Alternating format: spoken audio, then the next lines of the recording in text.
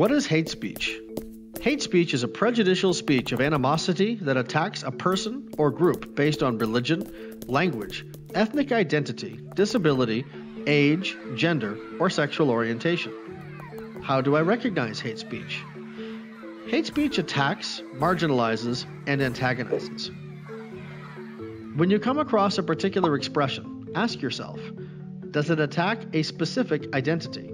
How is this identity treated? What could be the impacts and consequences of this discourse? For a new discourse, no to hate speech.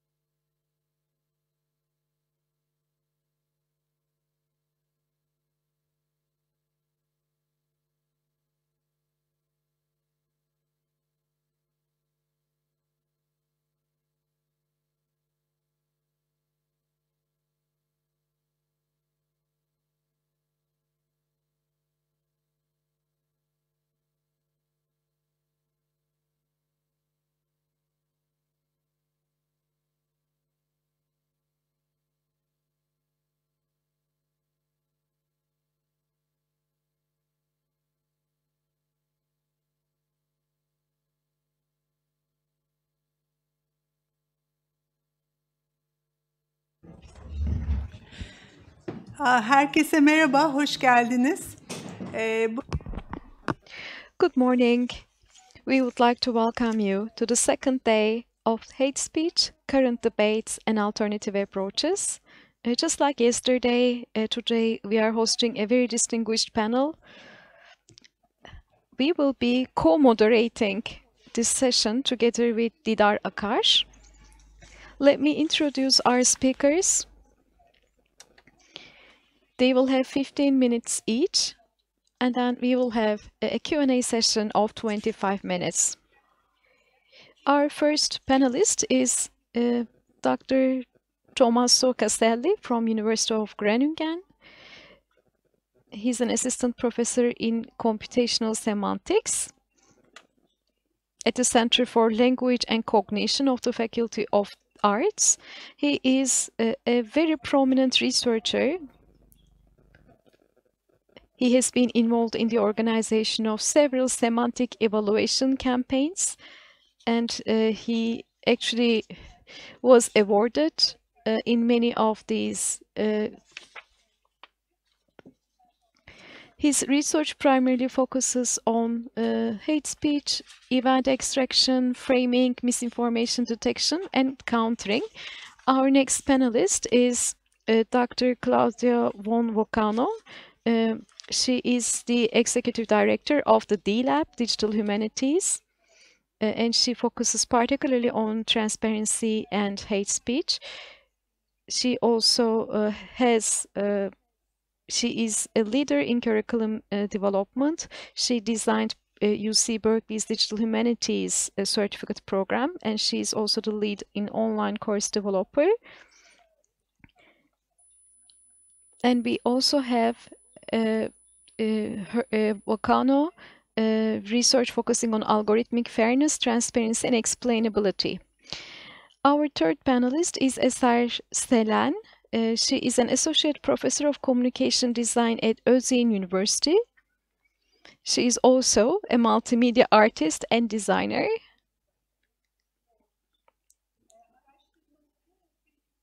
So her research is focusing on the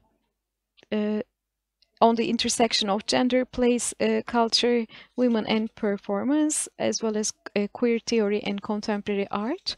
Our last panelist is Onur Varol, an assistant professor at the Computer Science Department of Sabancı University. Onur has the lab called Viral Lab, which focuses on computational social science, networks, and machine learning. He particularly focuses on disinformation. So we have such a distinguished panel. Let us start with Dr. Tommaso Caselli.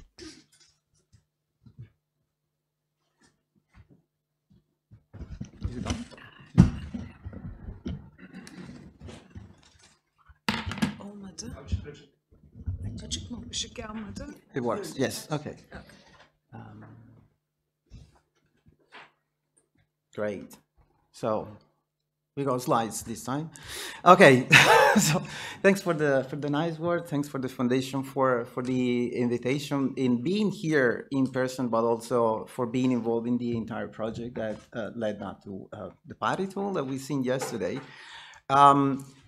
Okay, so I want to focus on, I'm gonna bring a different perspective with respect to the one of yesterday. So I started as a linguist, I'm proud of that, but then I moved to become a computational linguist. So it's a bit more nerdy stuff from a certain perspective. And I want to focus on, on pending challenges related to what basically is the detection part of hate speech when it comes to using automatic tools. And this was working before. It doesn't work anymore. Is it open? Is it open? Is it turn on? Click on the slide. Yes, it works. Great. So I want to start with this, with a spoiler alert. So I'm sorry, I don't have any definitive, clear-cut solution. There is no anything that I'm going to discuss is a pending challenge. So it's something that needs still to be solved. There are some nice directions that I think are promising, but really, if we were coming for solutions, wrong session, I'm sorry. Okay, yesterday there has been a lot of back and forth on connecting hate speech and misinformation. These two phenomena are really strongly linked together. We can go back and find really bad things. I mean, I'm thinking right now to some genocides that are still happening, like the Rohingya genocide people, that started through misinformation and hate speech that led to a massive genocide. Keep going. So these two phenomena are strictly linked, and I think that the way I'm looking at them is using this work by Wardle and Derkashan on the notion of information disorder. These are phenomena that, so what is an information disorder? Is a set of phenomena that contributes to polluting the information sphere, and the axes of analysis of information disorder are mostly two. One is the harmfulness of the message, and the other is the truthfulness of the message. Now, this comes from the report that Wardle and colleagues have written for the Council of Europe. I don't think that this really brings to the entire, it brings in the full perspective, but you can see that if you look at the only harmfulness side, really hate speech is leaning on that part, and it belongs to what is also a bigger phenomenon of what is called malinformation. So you really want to do harm to someone. And on the other side of the spectrum, you have this misleading content. I mean, I was reading an article a couple of days ago from an Italian newspaper, and I think that the framing of the title was mostly on clicking, so attracting attention for people to click on the article rather than being fully truthful with respect to the finding of a scientific report. But these are really phenomena that fits to each other. And when it comes to reflecting on the definition of hate speech, yesterday we were having a really interesting panel, mostly focused on the boundaries of hate, what is hateful or not. I think that definitely there is an agreement on hate speech is something that is harmful, and is harmful towards a target. Okay. The other thing that where I strongly convinced there is an agreement is that the hate speech perception is subjective, and there were people yesterday really like witnessing that as a first, like, oh, I didn't really perceive that that is was hateful. So hate speech is a subjective phenomenon which make it similar to offensive language, which is a different type of, if you want, potential information disorder phenomenon. The problem when it comes to natural language processing, but I think also social science in general, is that we don't have a reference definition. There are multiple definitions of what is hate speech. Yesterday we had some mentioning like United Nations definition, meta definition, and many others. I mean, we can go through 10 years of work on hate speech detection in natural language processing, and I'm pretty sure that we will find at least 20 different definitions of what is hate.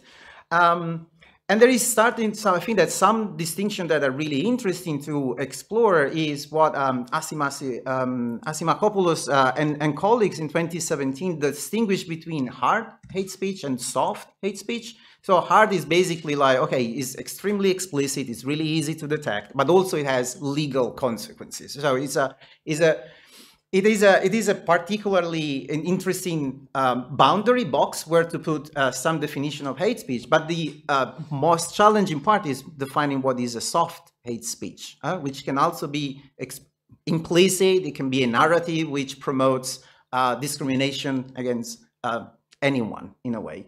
The thing that I have seen also when it comes to the definition is that there are risks of creating just lists of attributes of targets, and there will always be someone that is left out. So the question is like, is hate speech against politicians hate speech? So I mean, no one usually mentioned these like politicians. Political orientation is different.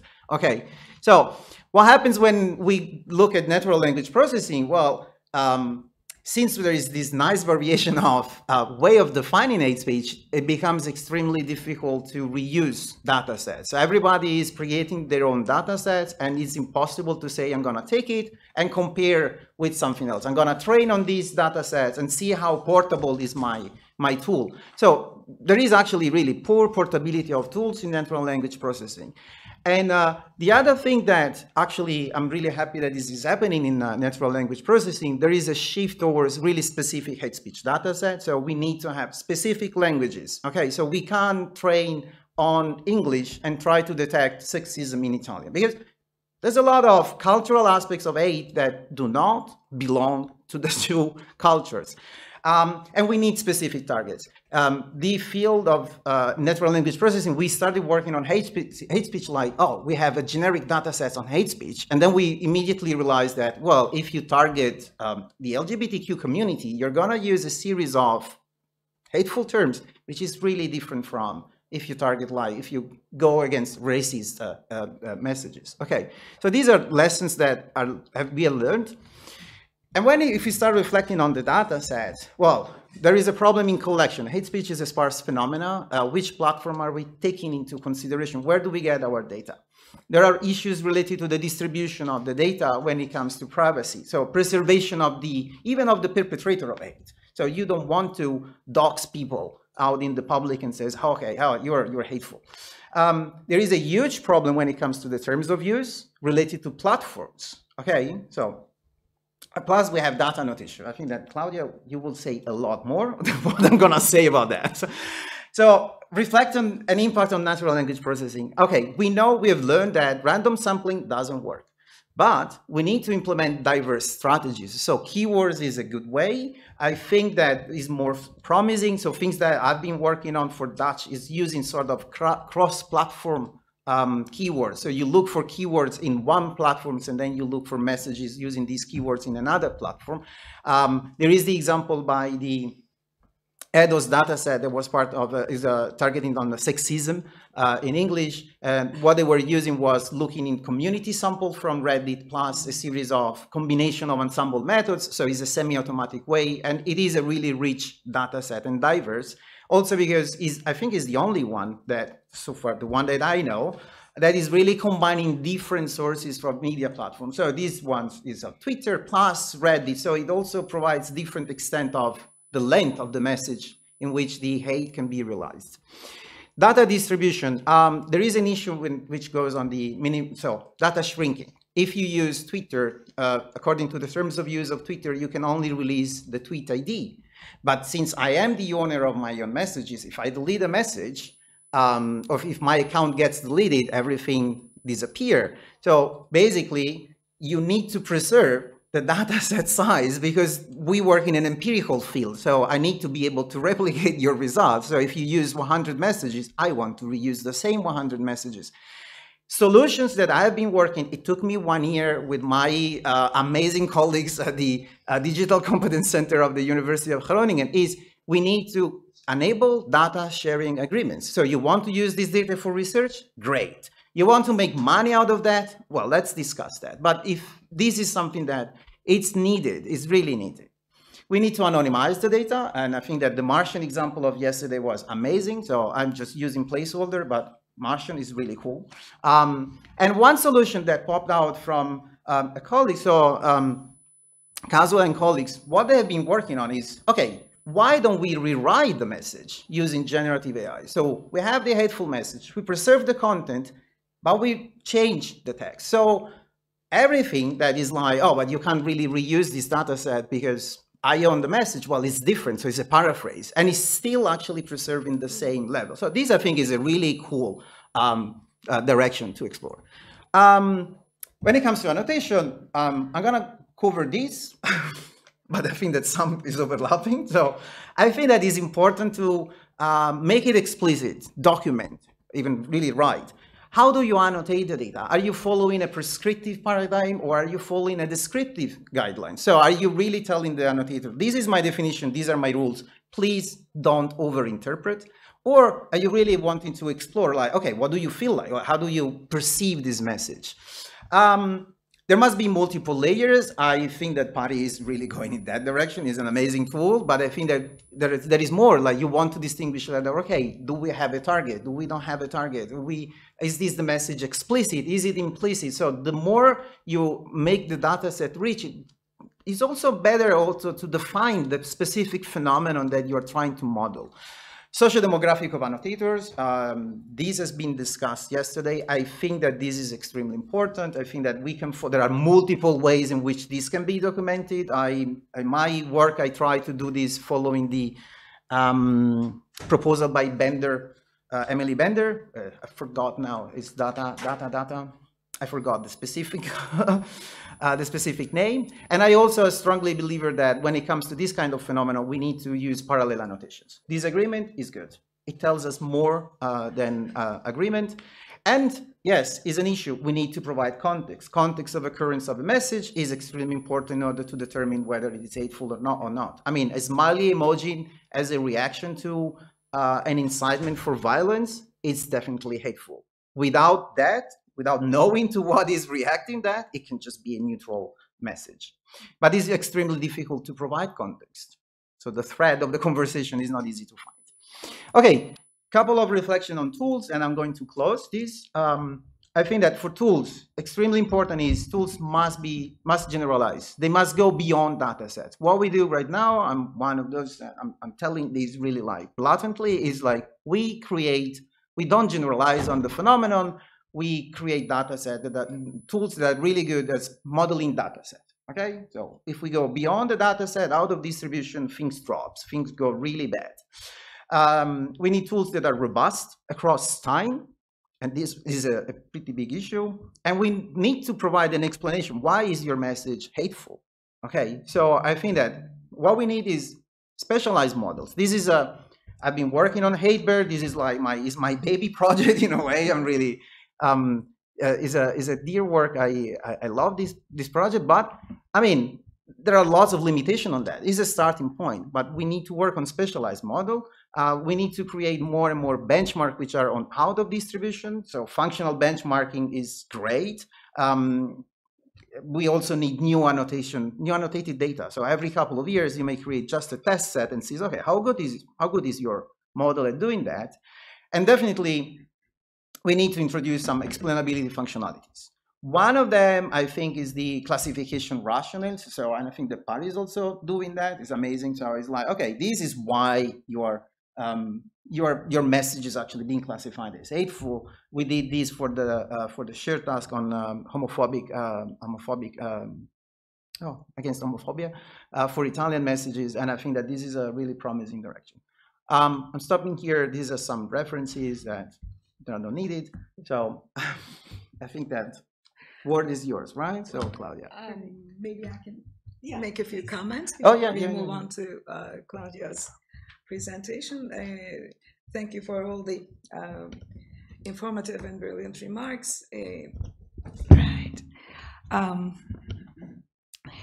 I think the relationship you set up in the beginning of the talk between starting with the misinformation, disinformation, and malinformation, and overlapping hate speech is quite important. I mean, we all agree on the core cases of hate speech, but you also, I think, illustrated with the genocide example, that we cannot simply leave out cases of misinformation because that may have the capability to lead unfortunate violent cases. So I think that expansion of the coverage is important. In the opposite direction as well, you mentioned what I gathered from your comments is that we should also move towards more specialized, more particularized cases to have a better grasp, a firmer grasp on hate speech. So I think that's an important future direction or current direction to follow, rather than trying to cover many target groups or different ways of producing hate speech. Also focusing on specific particular cases will enhance our ability to combat hate speech. Thank you. Yeah, next. Great. Thank you so much, Tommaso. That was fantastic. And thanks for helping me with the slides. So I want to start by telling you a story of a little girl who loved her family. And one day she was coming home with her dog, and she saw in the distance her father and some military men arriving at her house. So she ran to her father's side, but it was too late. They had taken him. They had put him in a truck and taken him away. And for 2 years, she didn't see him. He was lucky and he was able to seek asylum, but a lot of his colleagues and friends were not so lucky. Some of them were tortured and killed or simply disappeared. As you probably guessed, that girl was me. And that was my father. And the man who baptized me, Luis Espinal, was actually tortured and killed. So I want to say thank you for the foundation and the work that you all have been doing, because it's something that I feel deeply and passionately. And the way I tell the story, I say it that way because I want to convey that this could happen to any of us. And it is happening all over the world. And so the work that we do is really important. It's crucial. Next slide. So I want to start with some foundational pieces, because I feel as though if we are too abstract and too loose in our communication, I actually think that that is what's holding us back and holding back the study of hate speech. And we haven't truly been able to make the kind of progress that we could be making if we were more precise and if we were to truly work in an interdisciplinary manner. But we're not working currently in an interdisciplinary manner. We're working in very siloed ways. So we have social scientists working in one camp. We have natural language processing working in a different camp. We have corporations working in a different camp. And these are very siloed. And so this is, again, one of the reasons why this project has been so powerful and so important, because we're actually coming together and trying to understand each other's work. So from a social scientific perspective, and specifically within the US context, because I agree with Tommaso that what we need is plurality. We need a multiplicity of models, and we need to be able to be very contextually specific. And we can learn from each other. And at the end of this presentation, I will summarize the methodological contributions that we should be building from. But at the same time, we should not confuse that with being able to be portable. There's a big difference between one and the other. And so in the United States context, the notion of protected groups comes from the civil rights movement because of historical inequalities and discrimination. And in order to try to rectify that discrimination, a series of cases were heard and won for equal housing, equal access to labor, equal education. And so these groups were created with the addition of the veteran group as well. But each of these groups was created because of historical issues and to ensure equal treatment and access moving forward. So the take-home message here is that there is a directionality of hate speech. And too frequently, we have this conversation about hate speech without understanding directionality of oppression. And so that's the piece that is transferable, and that needs to be in the conversation every time we talk about hate speech. Next slide. So what the Measuring Hate Speech project did was to theorize qualitative levels of hate speech through counter-speech spectrum.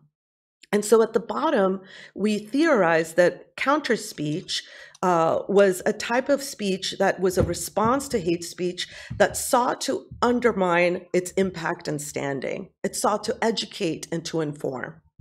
We further theorized that supportive speech was respectful, prideful, that it demonstrated solidarity and support for a protected group.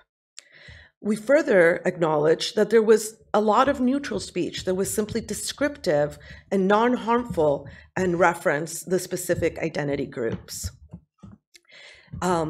Next, we saw that there was biased speech, an inclination or a preference against a protected identity group, including prejudice, and hostility, unfriendliness, or opposition to a protected identity group, such as through slurs, profanity, or insults, but importantly, not identified because of those slurs, because we've talked about how slurs and just one single word is not going to get us there. Those are going to change, they're going to be masked, and so it needs to be contextually understood. Furthermore, dehumanization. We observed the depriving a protected group of human-like qualities, such as a comparison to an animal or an insect or a disease. At that point, it escalates. It's a cut point where there's threats or support for physical force or emotional abuse to hurt or kill a member of a protected identity group. So this is a very important cut point, right? This is a very an essential thing for us to be aware of, because if we're inciting violence, whether it's psychological or physical, then we need to take special note of that. And finally, genocidal, a support for or intention of systematically killing all or a large number of protected identity groups. So next, through our social scientific methodology, we created an interval variable. We constructed items that corresponded to different components that could help us identify these different elements. So many of the ones that I already discussed, we developed items or questions with Likert scales, but also we included sentiment. We also included simply asking the annotator, is this hate speech? Is it not? Is it neutral? as a test. And then we also wanted to know, is this speech attacking or defending? Because that would allow us to understand if it was counter speech or not. And so each observation includes 10 ordinal labels. And we tested these items for their validity and reliability. And here you see, and I apologize if this is upsetting, you see the levels on one side, an example of text, a reference set in the middle, and then you have a composite score for the hate speech. So this is the composite score that actually is combining statistically the response for the survey that we developed as part of the annotation process. And so we can examine and understand systematically the way that this corpus has been labeled. And furthermore, you can go ahead and click through the whole thing. So furthermore, this is exactly what Tommaso was talking about, right? This is our beautiful, we developed a model. And so not only are we saying, yes, this is hate speech, no, it's not, we're making it transparent, explainable. And so our beautiful model is, which we assert is possibly the most sophisticated model that not only detects hate speech, but also can measure hate speech. And also it's been cited in approximately 100 different studies. So we're gaining momentum here. And so we could say, I estimate that this comment is about 2.5 on the hate speech scale, which means it's extremely hateful. But I can explain my reasoning is that this comment appears to have strongly negative sentiment at 75% certainty. It likely threatens violence at 85% certainty. It includes an identity group that is a vulnerable population, almost certainly at 99%, and is likely humiliating to that target group at 92%. So you could see how that precision that is drawing from social science, the computational social science precision, where we are actually working in an interdisciplinary manner, we are able to advance the study of hate speech in a way that, frankly, has been stalled. So this is our network of annotators or raters. So we had 10,000 annotators and 50,000 segments of hate speech that we oversampled on hate, because we know that a hate speech is less than 1%. Next slide. So yeah, that's fine. So here you'll see how a right map works through item response theory. And this is where I +1 Tommaso on the nerdiness level. And I think this is honestly what is the barrier, because it gets really nerdy real fast. But here you see the comments and the full spectrum of comments. And then in the middle, you see how the items helped us identify which of the items helped us identify the scores. And then you see where the annotators fall in the spectrum. And this is actually a beautiful right map. Chris Kennedy, 2020, did a fantastic job of really following Mark Wilson's constructing measures approach. And this is exactly what you want to see. You want to have a full spectrum of comments. You want to have an instrument that enables you to annotate it appropriately. And then you need all the demographic and background information of the annotators, but most importantly, to understand how sensitive they are to hate speech, to the hate speech that they are reading. We could go to the next slide. So this is our corpora that you can go to hatespeech.berkeley.edu and read our publications. You can go to GitHub and get our data or get our model. You can go to Hugging Face. Everything that we do is completely open source. And we really believe, we know that there's a lot of danger in that, but we also believe that we need to move forward jointly. in open science and open source. So we really encourage anybody to please use the data set, use our methodology, and use our model. And next slide. So this gives you a sense of how we labeled this data set. We took data from YouTube, what now is X, and Reddit, 50,000 comments in total. And then we created this instrument that is our measuring hate speech instrument through Qualtrics. And we used Amazon Turk to provide the different reference comments of hate speech or not hate speech to the annotators, 10,000 annotators total. And then we were able to develop our data set, and eventually that's how we trained our machine learning model. Next slide. So now I'm going to switch over to my dear colleague Pratik Sachdeva, who's been doing fantastic work, who joined the team after Chris Kennedy left. And so what Sachdeva et al., what we did was to then to start to think, okay, what else could we do with this incredibly rich data set that gives us information not only about the hate speech comments, but actually about the annotator's identity and how their identity relates to their interpretation of the comments. And what we found is that it absolutely, not surprisingly, makes a huge difference who the annotator is in order to detect the nuance hate speech that is targeting that community group. So Black annotators were more likely to label anti-Black speech as hate speech. Next slide. So I just want to say that in order for us to build robust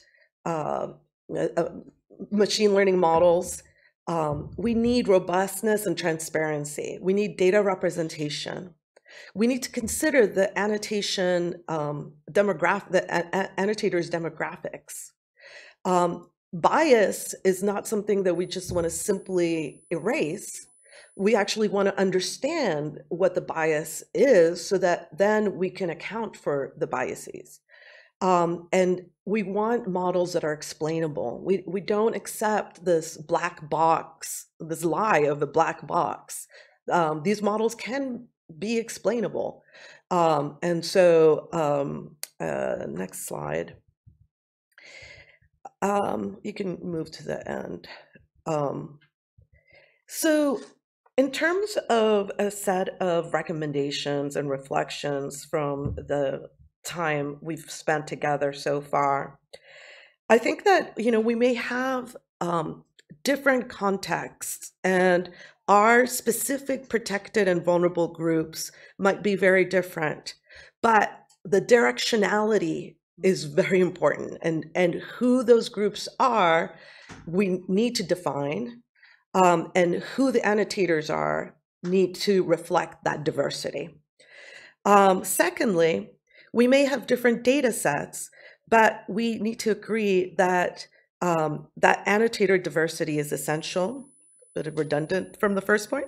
And number three, we may also use different languages, and language is geographically and temporally contextual. But we should agree that we need to have data that provides rich context for the speech we're trying to identify. Four, we will not be able to build one model that detects all hate speech or measures all hate speech. So here is where plurality of models is healthy and necessary. However, when possible, let's work together because it's extremely expensive and difficult to build these models. And the powers that be have much more resources than foundations or scholars. So let's try to find places of commonality. Again, social science is a powerful set of disciplines that can support us understanding hate speech in a systematic way. Data science alone and computer science alone cannot solve this problem. Finally, as a community of concerned individuals, we need to continue to hold corporations accountable and advance research in a way that can democratize these algorithms. You know, the recent events, and I'm not going to belabor this point because we discussed this yesterday, but the recent events, particularly Meta's new content policies, really risk fueling mass violence and genocide. So now more than ever, we really need to be thoughtful and involved as users and as scholars. Thank you.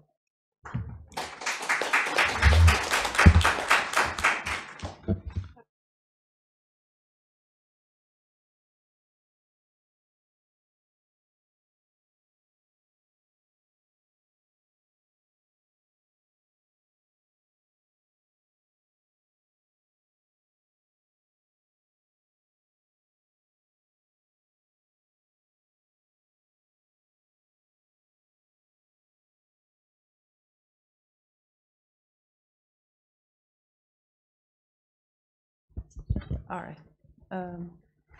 Yes. You wanted me to move it? No, it's fine. No, it's okay? Just fine. Yeah. Okay. Thank you. Sure. Oops. There is like there. Huh? All right.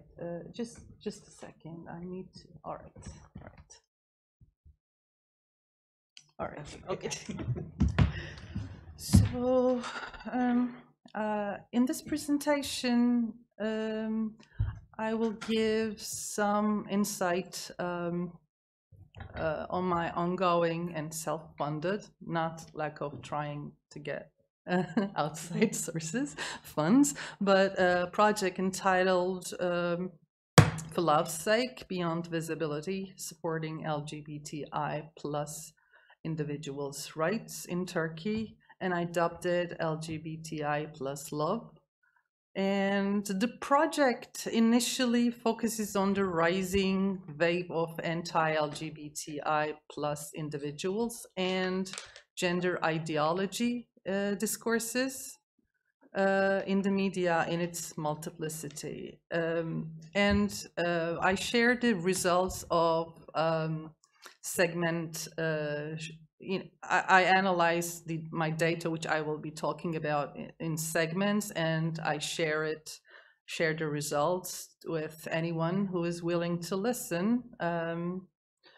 And before I get to the, my research process and my research design, I'd like to give a little bit of background, historical context to people who doesn't know how Turkey's the situation of LGBTI plus individuals and as a community. And in Turkey's legal framework presents a paradox. While homosexuality, transgender identity, or being trans is not criminalized, the state, however, systematically erases LGBTI plus identities from its policies. This has led to a culture of fear, violence, particularly against trans individuals and sex workers who face extreme discrimination and hate speech. And I'd like to give a little bit of, in brackets, yesterday's discussion was amazing. I learned too much, and I just want to add my 2 cents on the subject as how I look at hate speech, which is it's not always overt and vocal. It can manifest through various means, including memes, subtle forms of expression such as microaggressions.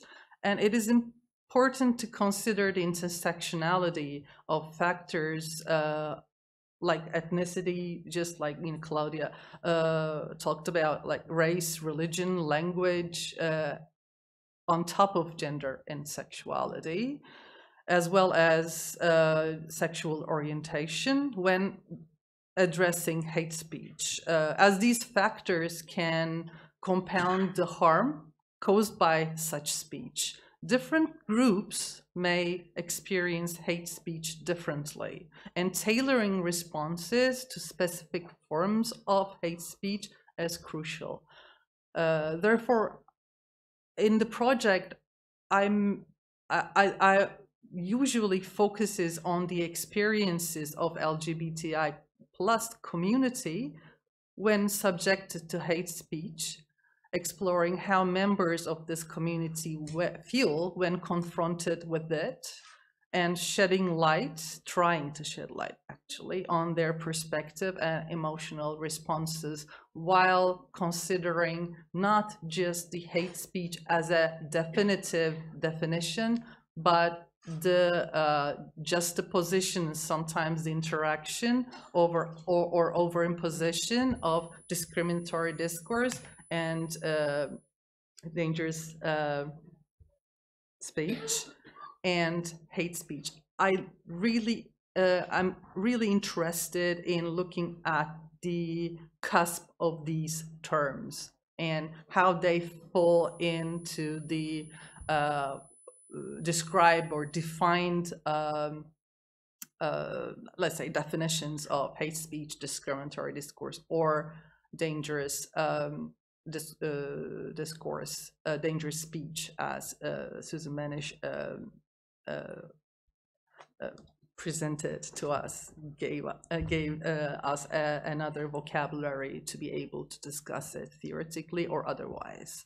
So the current challenges, I like to give it a little bit of like background still. The LGBTI plus citizens in Turkey endure violence and various challenges, including legal efforts to disband LGBTI organizations, lack of investigations into violence against LGBTI citizens, institutional prejudices leading to job loss and social ostracism. And currently, if the proposed or current like ongoing law gets voted in the parliament and passes, not only will LGBTI identities will fully be criminalized, so do heterosexual identities that fall outside of the accepted social norms and moral values of Turkishness based on morality clauses, religious or otherwise. So in the project I try to map and critically analyze multimodal discourses concerning discrimination against the community in Turkey. As a research initiative, I envisioned this project at the intersection of academia, art, and activism, serving a needed platform for understanding and addressing the challenges faced by LGBTI plus citizens in Turkey. I use citizens interchangeably with individuals for a reason. I may or may not be able to talk about it in this presentation. And while my overarching aim is to develop policy recommendations for future generations that foster resilience, equality, and acceptance, I designed the research in 4 stages that you have already been looking at, and with several, sub-objectives to map the implications of these discourses on LGBTI individuals, to critically analyze anti-LGBTI plus and gender ideology discourses in Turkey through a multimodal approach, and to propose actionable strategies to counteract discrimination, not as I'm going to solve it as everybody solve it, but at least give out a proposal that may or may not help in the future or in present. So my the step, I'm going to just talk about a little bit about the stage 3 right now, because I don't have any time to do all of it. But please feel free to just contact me if you want to hear more. I'm always willing to talk about it. And in this stage of this research, I explore the layered landscape of these discourses, the discriminatory discourses, and specifically focus on the narratives that verge on, as I said, hate speech within digital media, primarily Twitter, but not yet X. And I throw in the data some research questions.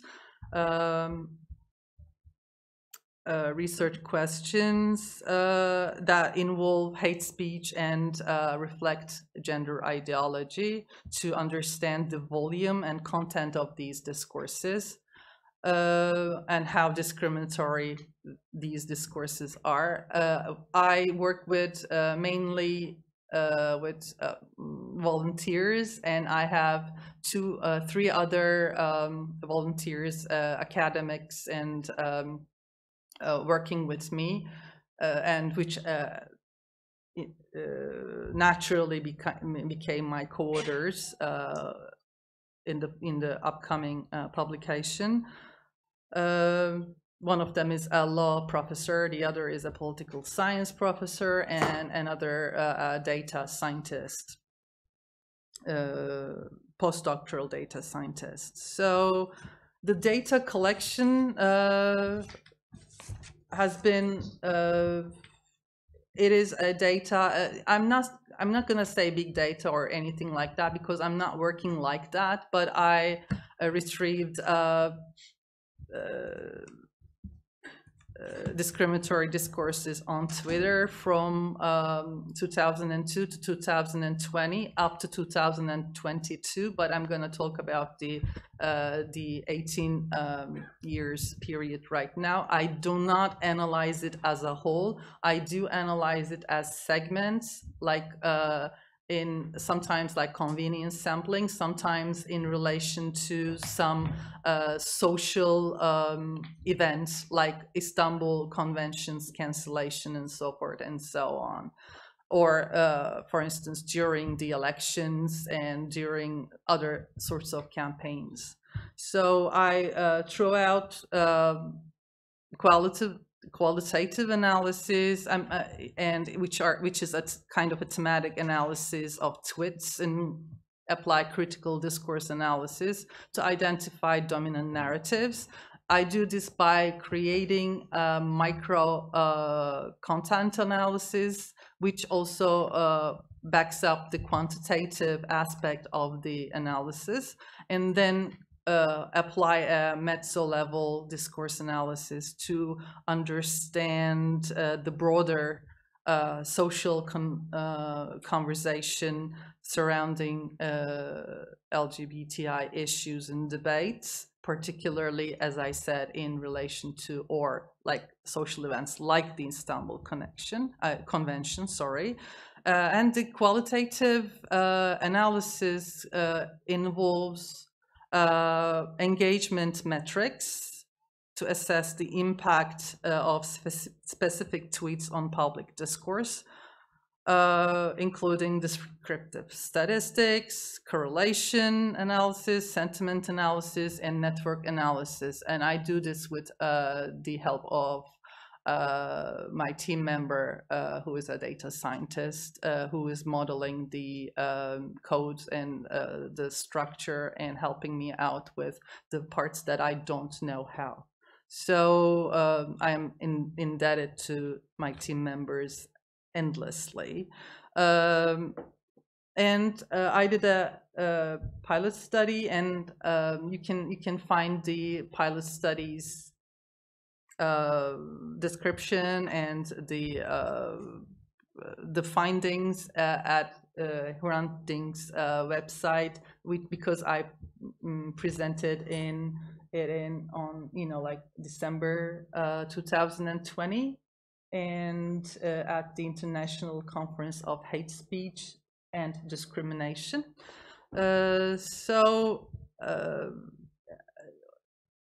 It's presented like three key themes: the moral panic, gender ideology, and cultural resistance. And then I moved on to the Istanbul Convention when it is conventions and surrounding discourses regarding Istanbul conventions 3 months prior to the cancellation and 3 months after the cancellation, and all of those discourses within, because I had the data and I can look at several different time frames. And the withdrawal from the Istanbul Convention in 2021 marked a significant regression in LGBTI rights, framing citizens as deviants and a source of moral corruption within societal discourse. So the withdrawal catalyzed an increase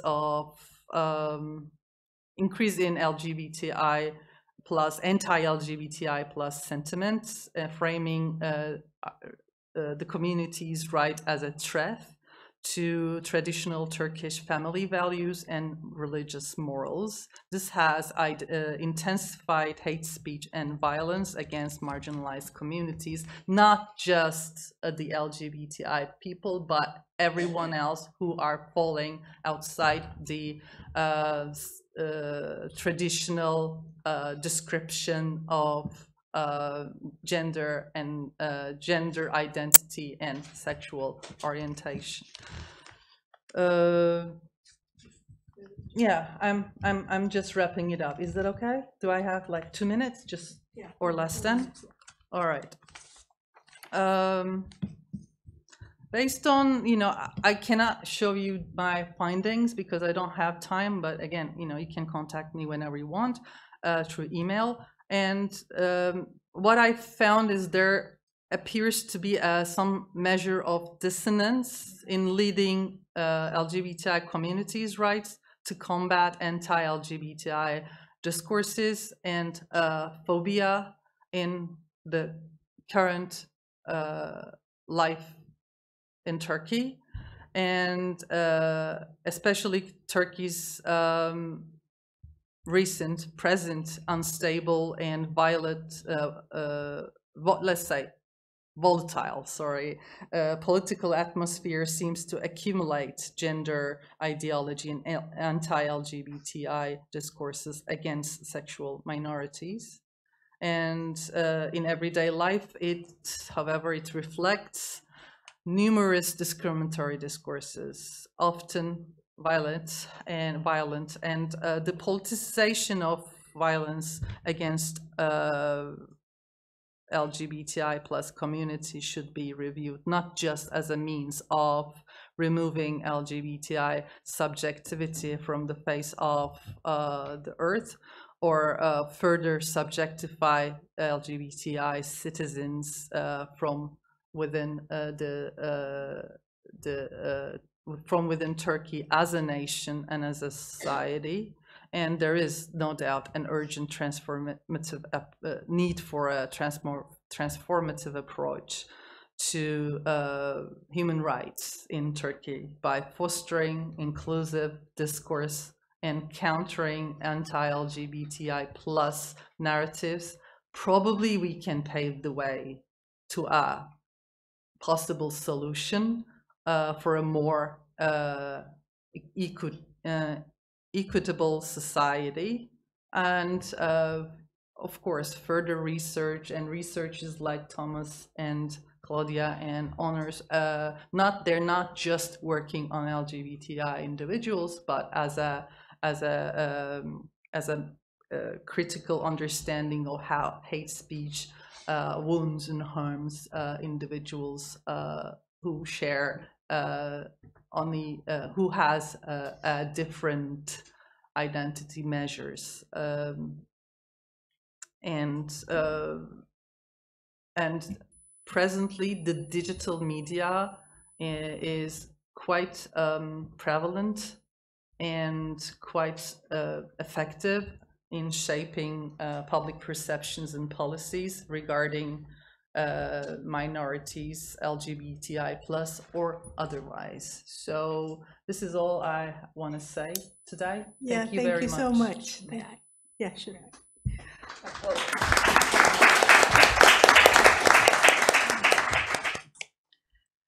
Thank you for the last two presentations. I have a few comments regarding both. Actually, in both studies, we have seen a different perspective. Yesterday and at the beginning of the session, we talked about the detection of hate speech. Now, with the last two presentations, we are talking about the perception of the hate speech. Annotators may not be the targets, but I mean, the findings already show that some of them belong to the target groups and they react accordingly. And with Selenoja's research, we also see how the target group itself and their perception, their regard, their reaction should be studied as well. So that's, I think, both are great contributions towards the ultimate goal. Thank you for that. Okay, so next talk is from Dr. Onurvar.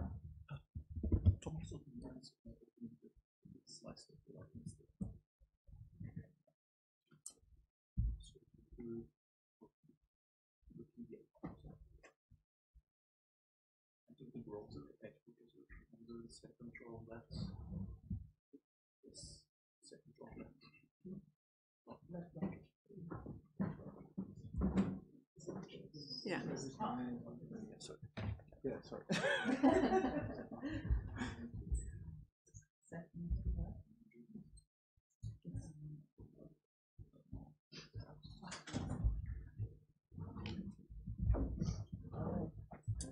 I didn't see that, sorry.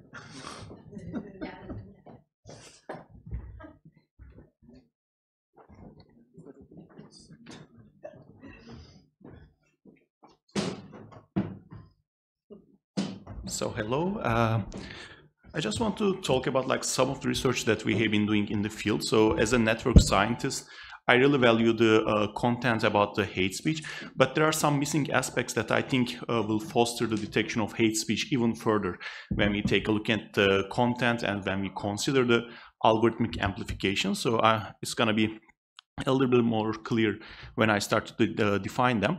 So there are a few significant challenges in the hate speech detection. One of them, of course, the content, because the language, especially the problematic content, we have the low resource languages like Turkish, Armenian. So developing models for such languages is become quite a challenge because the prevalence of the textual data models availability will become an issue.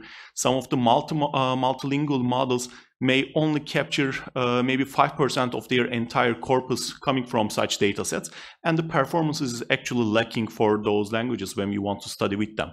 And also there are lack of research interest or funding for those type of research, or many times the prevalence of the content in English fosters the research on those domains, but then it doesn't make the problem less important if the content is less prevalent.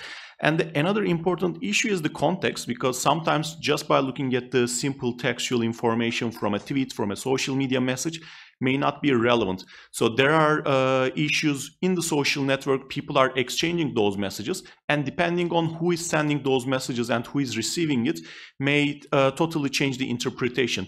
Two friends talking with each other using slang words might be totally different than someone on purpose attacking another individual on social media. So we need to be able to look at the network context as well in order to study it. And the third issue, which is quite relevant to my ongoing research, so I have been studying social bots, how social bots have been used to amplify misinformation, is also relevant for the hate speech, because utilizing algorithmic automation, one can target certain individual group and create thousands of messages automatically, locating certain individual accounts, strategic locations on the network to become more visible or more effective. So those type of automation is also hard to fight against, because certain content shared by individual humans maybe can be reported by the groups, or platforms can catch them and suspend these accounts or delete their content when they identify them. But if someone doing it in a more systematic, amplified way, it becomes a much more bigger an issue, because then these content become much more visible. People cannot be able to fight against it. So then there are more responsibilities for the platform. So in terms of like low resource languages and specifically studying social media, we developed a model called Turkish Bird Tweet. So this is a Turkish social media specific large language model that we trained from scratch. So we have 10 years of historical Turkish tweets. We account about like 900 million tweets from scratch to build our own language model. And we utilize this model with specific language-specific tokenizers, the platform-specific tokenizers to extract entities, URLs, hashtags, to be able to develop these models, become one of the standards for social media studies. And we went through a really systematic, detailed analysis to understand how much our model can generalize and how it performs on different tasks, like sentiment detection and hate speech detection, thanks to Granting Foundation's projects, where they provide us these annotated labeled data. So few lessons that we learn is, we know some of the fine-tuning approaches are quite effective than standard fine-tuning. They can outperform the ChatGPT based models when they try to utilize the available models for those tasks, because one finding that we have is these LLMs try to be more conservative when calling something a hate speech. So it is becoming an issue. They try to not to label something as hate speech, but they try to be more careful when they are labeling such instances, so they become less useful for practical research. And also another thing is scalability, and also how much cost it will introduce. So in the zero-shot learning setting, we see they are quite limited in terms of the performances. We also compare other models that are available on Turkish, where there are various different LLMs in Turkish. Most of them are fine-tuned existing LLM models like Llama and applied for Turkish language. So Turkish Bird Tweet is also distinguished since it starts from the scratch and built on top of like about 900 million Turkish tweets that we have. And also another thing is like the cost. So we can also fine-tune models. ChatGPT or Gemini, these systems come with a zero-shot setting, so then we can utilize what model learn about hate speech from its own, let's say, training data. But we can also provide our own training data for these data sets. So then the performance started to become similar in terms of detection of hate speech, since we kind of like instruct those models to recognize hate speech versus non-hate speech content, but their generalizability is still not as good as the models that we compare, especially when we were looking for the ChatGPT models fine-tuned. So this is also another limitation. Fine-tuning such models is also costly. Paying for every inference is also another cost. So developing each model from scratch has definitely their own benefits. So we apply those models to a challenge organized by Bernoja and others from the project. So we also have few learning from that project. So our model became the third best model. So we were a little bit happy. The models that we have in the held out set is actually even better. So we didn't actually submit our best model to the competition, because in the private set, the performance needs to be better performances than the public one. But the thing is, when we look at the final publication of the competition, we realize the second best model is actually using Turkish Bird Tweet. They just fine-tune it better than we do. They did a good job, better job than ourselves using our own model. And maybe the best message, I mean, we had a lot of fun with my student Ali when we see the results, because it was kind of like nice that seeing our model adopted in the community and research teams. But also people find it useful. And the first model did a really smart idea. So they translated the Arabic corpus.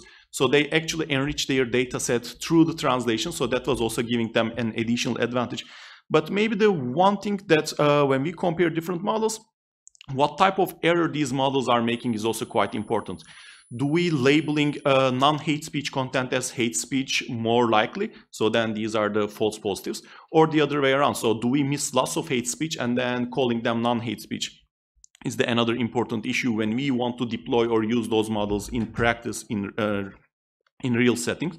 So our model also have shown us more balanced distributions in terms of like the different types of errors. And another thing, I think I haven't put it in the slides for this presentation, but we also did misclassification analysis. So we look at what we predict as hate speech, but the data set is telling other way around, or what we call non-hate speech, but the data says as hate speech. So there were also some annotation mistakes that we recognize. So this is also an issue related to human annotation, the challenges, difficulties of human annotations. So then sometimes using a model in a loop type of approach, utilizing the model's performances to re-evaluate some of the instances could be a valuable way to improve the data sets and the models.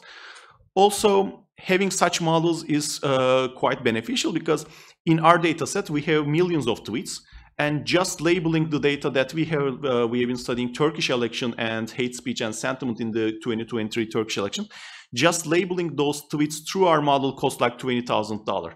So we don't want to throw such a money outside. So using our own model is actually faster in terms of inference time and also pretty much no cost on our sides. And such sentiment model can recognize 29 Ekim, New Year as the positive event. So this is kind of like an external validation for us.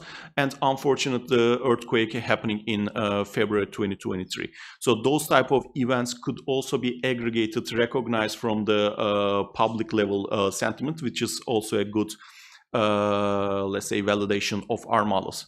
So there are several advantages that I already talked about. As Claudia mentioned, we also really value the open science. We deploy our models to Hugging Face platform with their LoRa fine-tuned models for hate speech and sentiment. So anyone can utilize that model in their own research. So this is one thing that we quite value.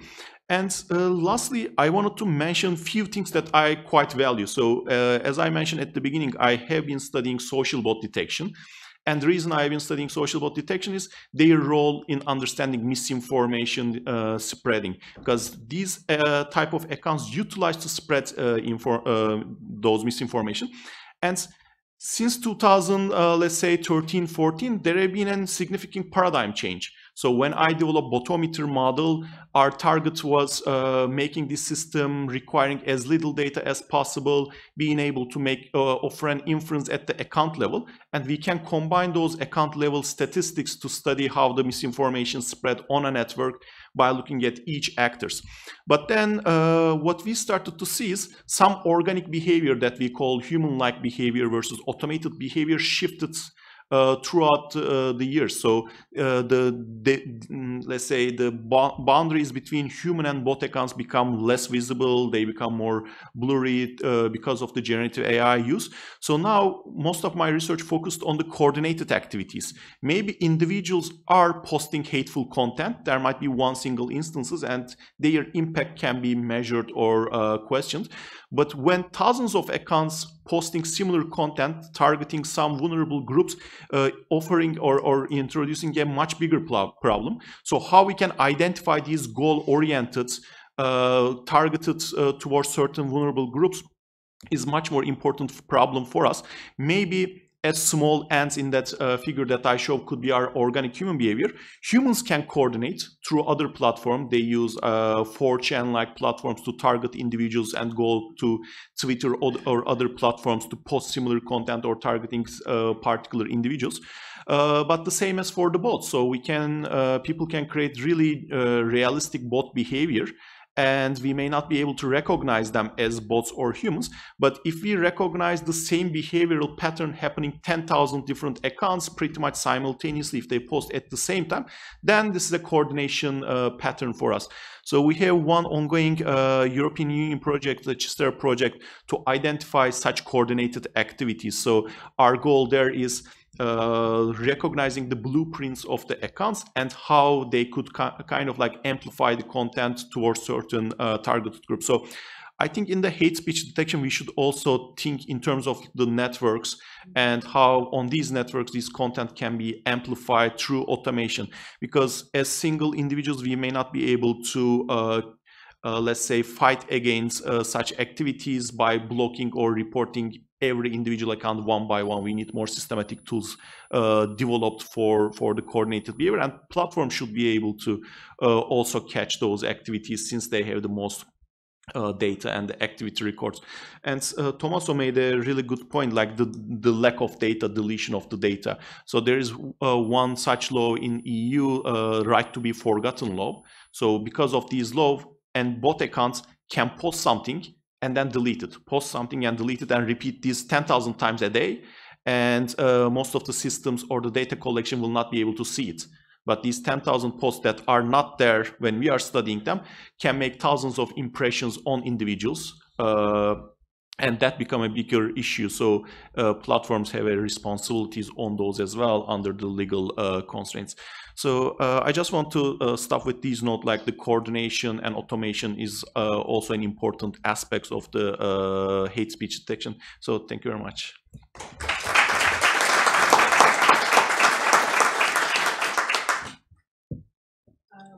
We thank all of our speakers for wonderful talks. So now we can take questions. Soruları alabiliriz. Varsa.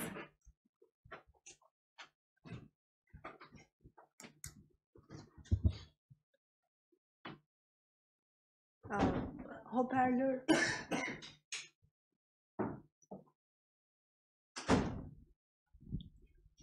Teşekkür ederim.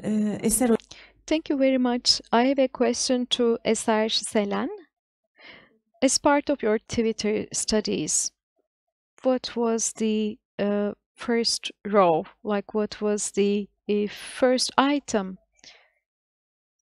in terms of discriminatory discourse? I'm talking about the Istanbul Convention, by the way.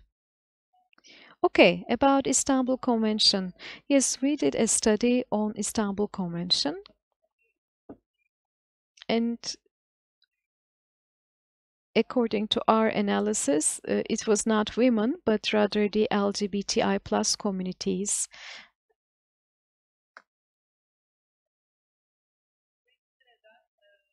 That was offensive for the LGBTI communities and individuals, and not only offensive, but also humiliating. So this was the intention of the tweets. And we did a network analysis. Which user in Twitter was in place.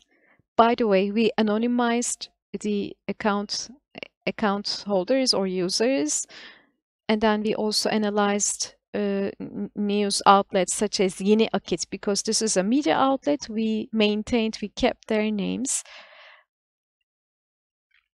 And then we also looked at the network analysis to understand to what extent these media outlets and individuals that share similar messages are related. So we tried to grasp a cluster there, but to put it very simply, those were messages implying that LGBTI individuals are disrupting public morals, they're disrupting the traditional family values or family structures, and this was also an organized effort on the part of LGBTI communities. So they were perverts, they were immorals.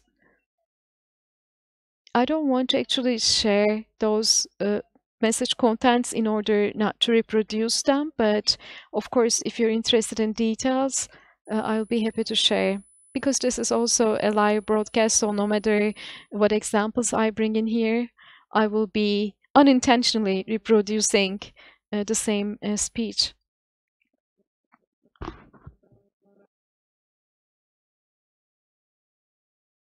Selection of presentations. In terms of identifying targets, groups that are target of hate speech, it seems, I mean, there aren't only specific groups. I mean, for instance, you can be easily a target for expressing a certain political opinion. So how and it's very hard to counter this. In fact, we often witness dialogues or between two participants, and they are trying to counter each other, but they are both employing hate speech.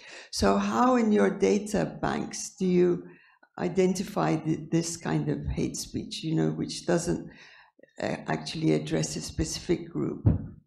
And in terms of those who do address specific groups, in the booklet that was published, for instance, there are specific groups. Let's say anti-Semitism is the first target group historically, but there's an interesting also twist with anti-Semitism in the sense, in light of recent developments, the hate speech is not necessarily directed at Jews, but at anti-Zionists or anti-Israelis. So in your data banks, do you make these specific separations? Thank you.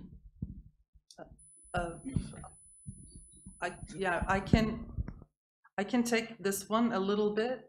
If you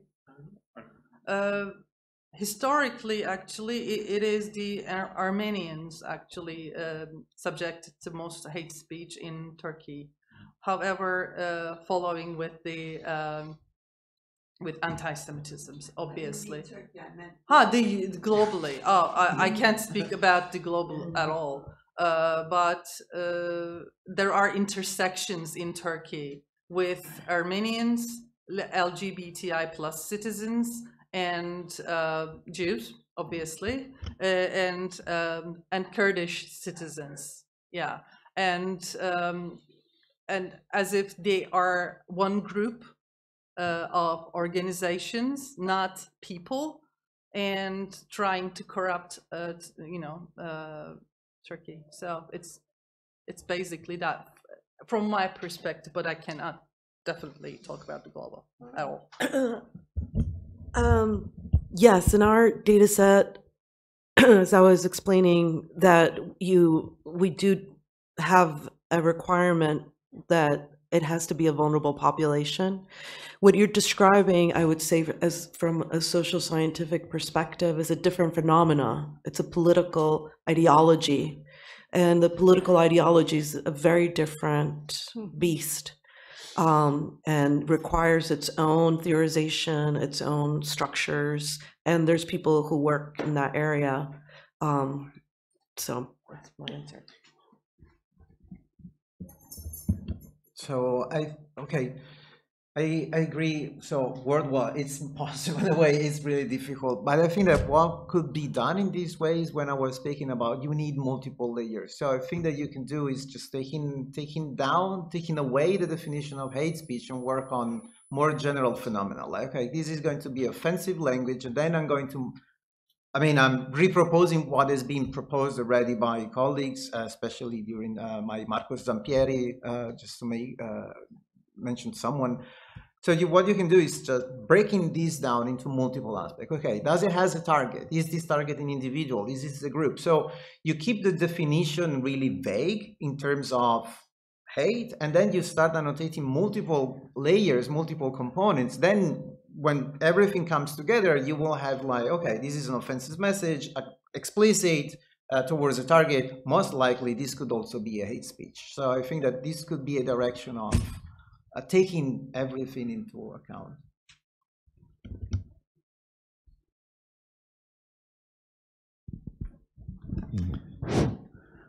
Pardon.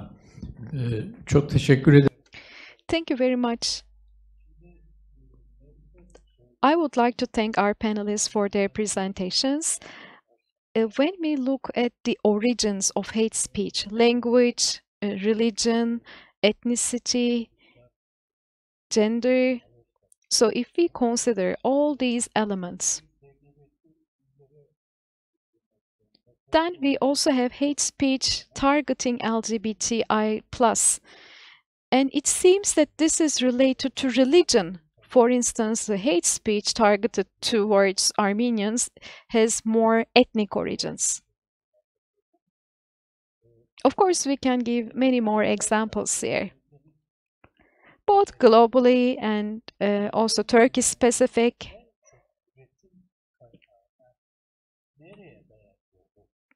What is the most common origin of hate speech, both globally and for Turkey?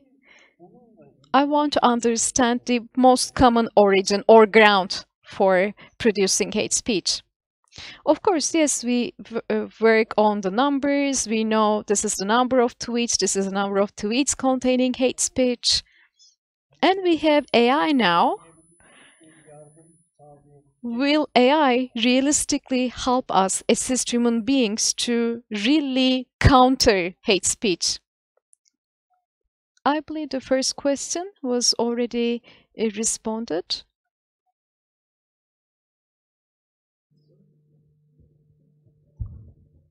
Ben belki bir iki şey I might respond to this question. Which are the groups that are most frequently targeted? Of course, this will be up to the social scientists, but it is important to make complaints about these posts to the platforms. It is important to work on moderation, but when we attribute a certain message to a certain group, it is quite difficult to do it on social media.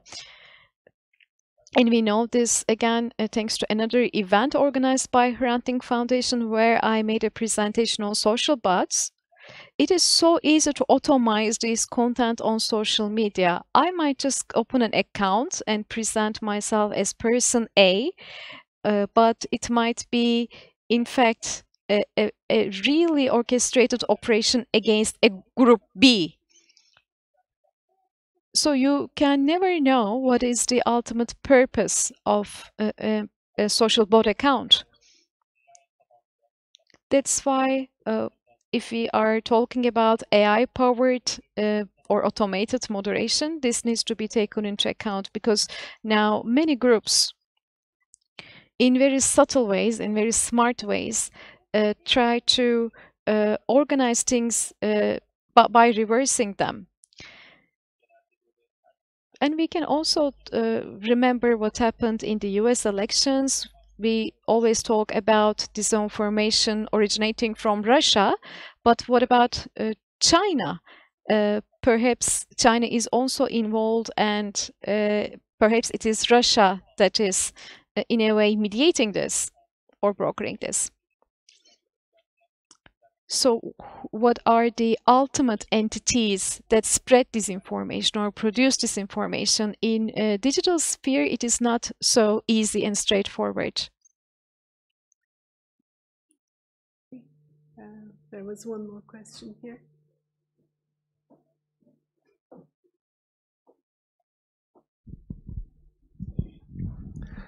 Vakfa ve sunuculara çok teşekkür ederim.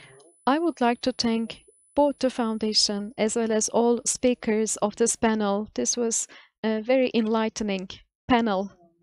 I have a question for all speakers, but particularly for Eser Selen.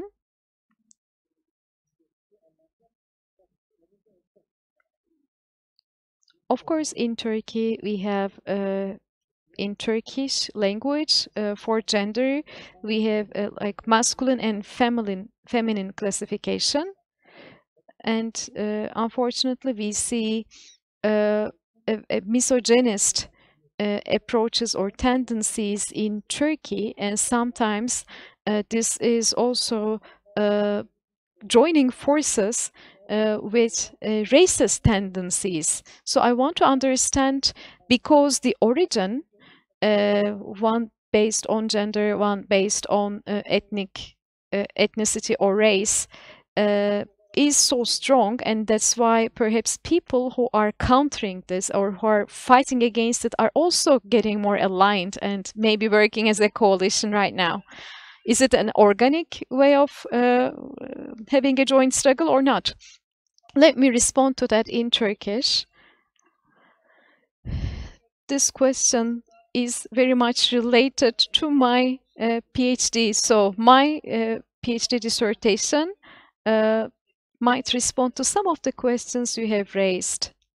So I wouldn't really use the words masculinity or femininity when approaching Turkishness, but rather toxic masculinity.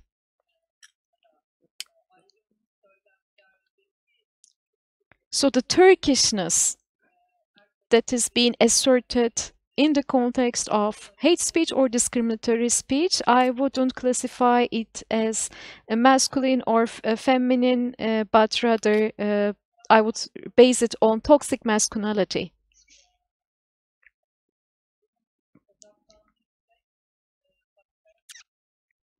And toxic patriarchal systems. So patriarcha has certain harm to individuals, to groups. So patriarcha is harmful both for individuals and groups. But I don't make any gender-based classifications. By the way, the Turkish state was never established in the form of an Islamic state. Yet the current government in Turkey,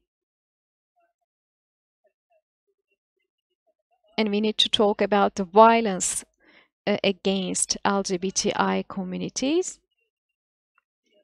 This is not an initiative of the current Turkish government. LGBTI individuals throughout the history of Turkey have been perceived negatively by the state. Sometimes they were rendered invisible.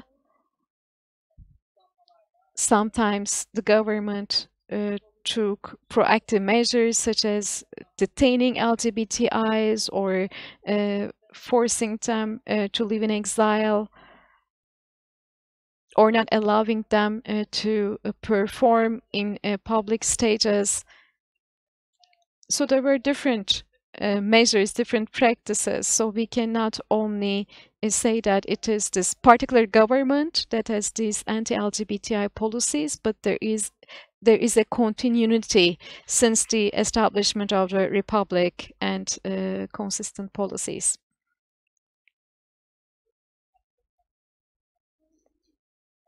Like, what is next in terms of Semeval and other competitions? What would you like, in the light of these? What would you like to do?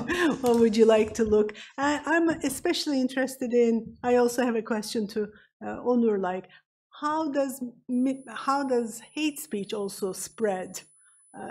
We haven't looked so much about that. We have looked more. You have looked more about disinformation spread. I'm curious about that. I'm curious about what else should we do, and do competitions help? Certainly they do. What would you like to say in order, please? Okay, so is it like what I would like to do in the next seminar task or in general?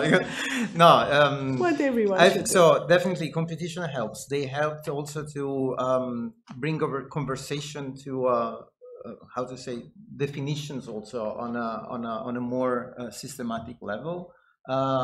I think that what is needed in any upcoming task that wants to target hate speech is we need to create a data set that takes into account the conversational, at least more conversational context. Yeah. So this is really this is lacking. So I think that this would be amazing to see. Yeah.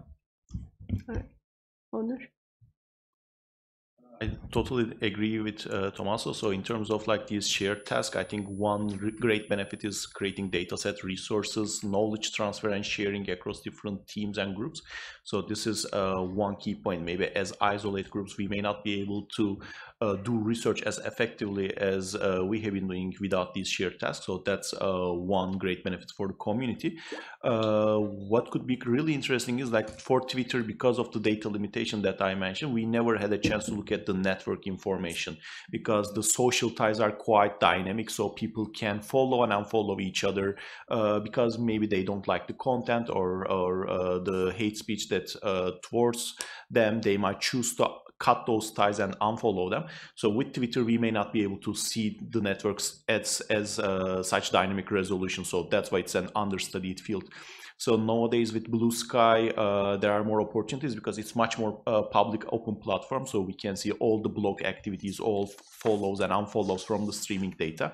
So one can study those type of research involving the network component quite easily. So maybe from my perspective, that might be the next step. So looking at the network as it is, what leads, and this is Claudia's in Claudia's talk as well, the causal dimension. So what triggers people to follow or unfollow could be posed as a causal claim. So what kind of like increase my propensity to unfollow someone if I'm receiving more hate speech, or I kind of like fight with it or choose to limit my network aspect. So modeling the human dimensions, their behavior is, I think, much more interesting from my perspective, from my research. Ben yeni gelmişim gibi gözüküyor ama online'dan takip. It seems as if I just came, but that's not true because I was able to follow online. I had a research in the past that I conducted as a social scientist. I worked with computer scientists, AI engineers from our university. I was talking to them. We were trying to find a way to create a quote-unquote cleaner environment. And the result is, as obvious, clearing the social media of bots, trolls. Maybe it's easier to do with the bots. They tried to do it with Twitter years ago. Then Elon Musk bought Twitter. He said he would clear the space from bots, but he became a troll himself. Anyway, my question is, in the past, there used to be botometer. We used actively. Now X doesn't let us use it. From our viewpoint, whether an account has an organic followers, I think that counted a lot. That would help us to guess how much hate speech would spread. But now we can't tell. As far as I see, identifying bots is not so difficult. You could identify bots. Is it possible to impose sanctions on social media platforms? If they fail to clean the space from bots, is it possible to impose sanctions on them? I think that has never happened. Now there is Digital Services Act. They're trying to do it, but actually it's about profit. Social media platforms are after their profits. The bot activities increase interaction and profit. I don't know. What is your take on that? We always suggest such sanctions, but I wonder what you think about it. Since we're here together from different disciplines, I wonder what you think about that. Don't you think that would be better for communication, cleaner communication for future? What do you think?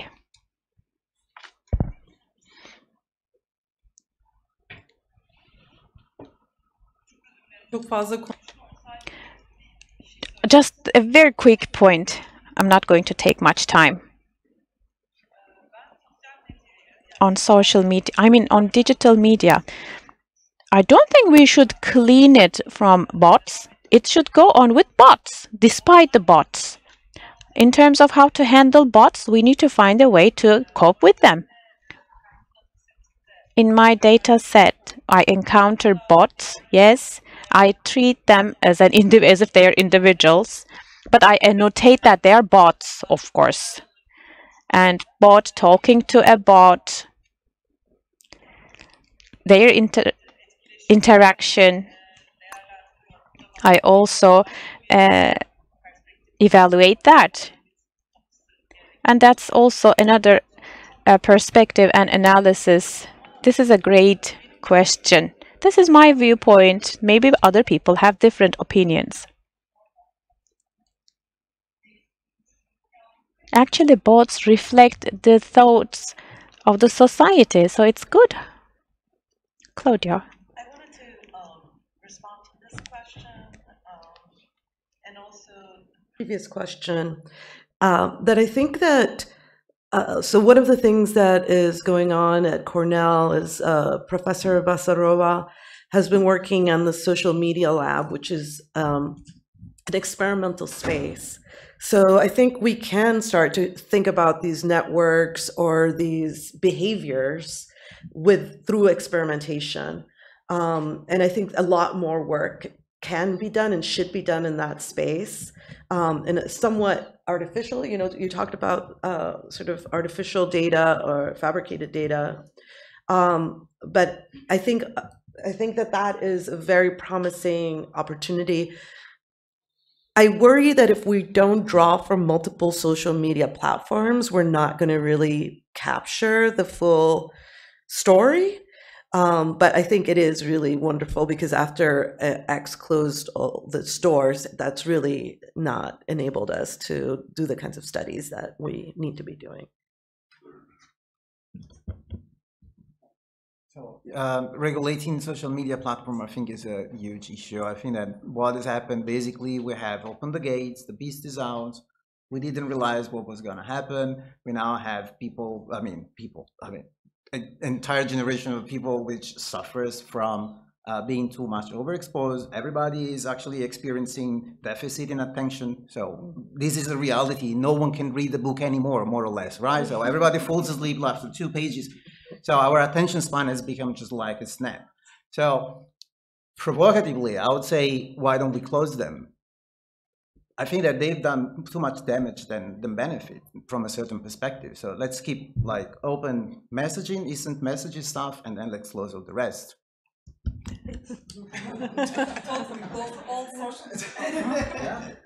And maybe I can add one other thing about the social bots. So the thing is, there are two factors. So one is platforms' own benefits to have social bots in the platform because they are monetization strategies, advertisements. So some of the impression that they have been receiving for the advertisement coming from these automated accounts. So cutting them leads to some accounts losing their followers. They become less popular than they are kind of like reflected on the platform. So they don't want to do that. It's kind of like a really bold move. And the other thing is, how do we define bot accounts? So there's a spectrum of automation. And one of the earlier papers that estimated the bot prevalence was mine in 2017 at ICWSM. So we estimated 9 to 15% of the active English-speaking social media accounts as bots. And at the time, it became a huge kind of like news because Twitter reporting 5% of spam behavior, automated behavior to their investors. So when we released the preprint, it became a huge thing. And then they're kind of like still in the academic and industrial studies, they use those estimations. And when Elon Musk was purchasing or kind of like forcefully wanted to buy the Twitter, that numbers came again to the public. So I consulted one law firm during this deal initiation process as an external advisor. So there the question was exactly the same. Okay, your previous studies reports bot prevalence such and such. So is it still the case? How do you define bot accounts? Can it be really totally eliminated from the platforms? And it's a really difficult question, even for the prevalence estimation standpoint. And the type of like report that I proposed to that law firm, I later turned it into a short paper. So should we agree to disagree Twitter social bot problem? Because depending on where you are looking, how do you count the bot accounts become an issue? So what you consider as automation? Are you going to take into account suspended accounts? Are you looking for the historical data, deleted content? So different ways of, let's say, defining bot accounts can lead to different estimates. It's always higher than 5%, by the way, but even the definition standpoint is difficult. And I don't think totally eradicating bots from social media platform is a really challenging thing to do, and maybe we don't really need to agree with the previous speakers. So we need to learn how to fight with them is one approach. And with the use of generative AI, they start to become much more realistic. So from profile picture to content generation, they become much more convincing. In the past, early time social bots don't really engage with comments and they don't reply if you want to kind of like engage a conversation with them. Now they can do that. So that's why in my own research, I try to go farther away from like kind of identifying individual account as bots or not, we focus on coordinated just because of that. So maybe there are automated accounts, but do they act in an harmony for a targeted person or towards certain goal? So that become much more interesting research question for us than individual account behavior. Any last questions? Maybe even from our speakers to each other or from the audience?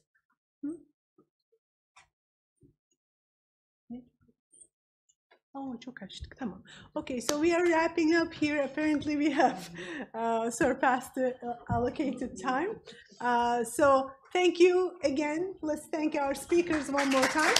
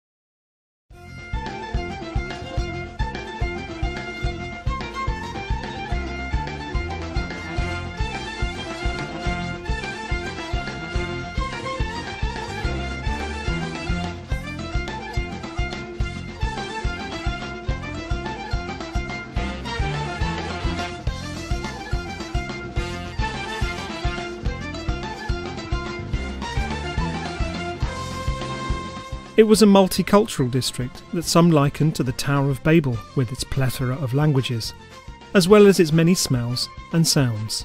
Here, Armenian, Greek, Jewish and Turkish shopkeepers all converged.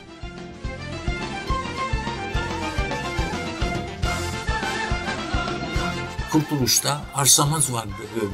O meydan vardı. Orada bütün oynardık. Saha kurduk, voleybol oynadık, basket oynadık.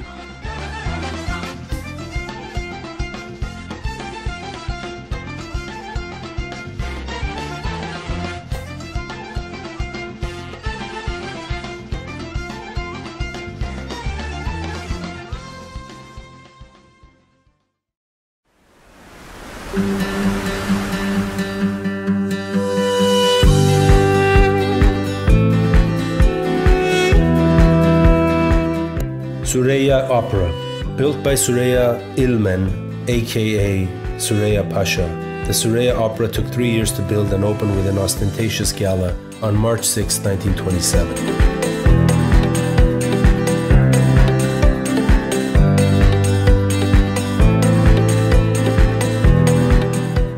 Koçoğlu Hamam. The Koçoğlu family hails from Artvin. Köşede Koçoğlu Hamam var. Hatta onun duvarı, tuğlası duruyor.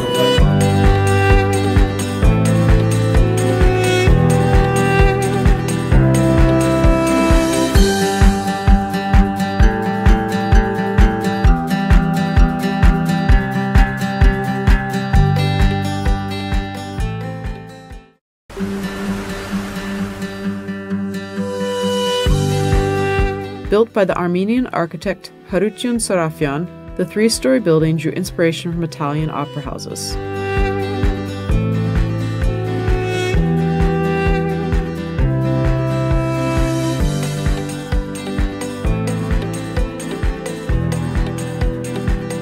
Built in the 16th century, Srp Giragos is said to be the largest surviving Armenian church in the Middle East.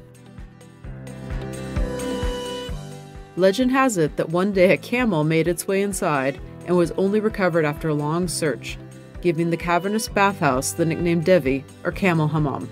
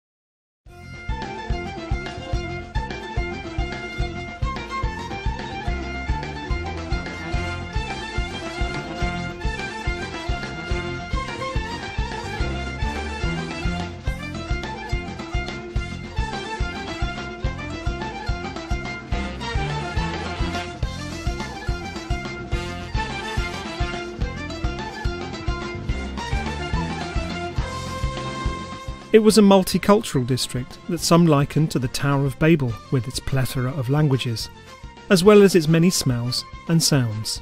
Here, Armenian, Greek, Jewish and Turkish shopkeepers all converged.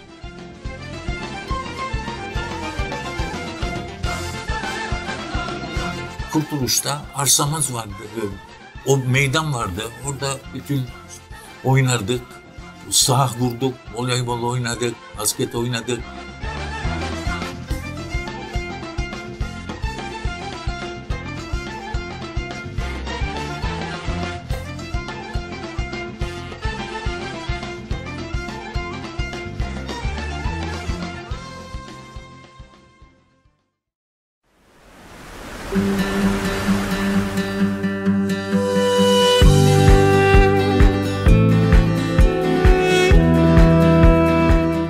Süreyya Opera, built by Süreyya İlmen, aka Süreyya Pasha.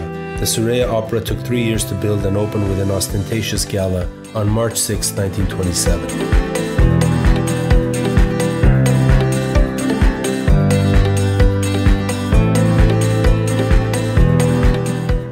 Koçoğlu Hamam.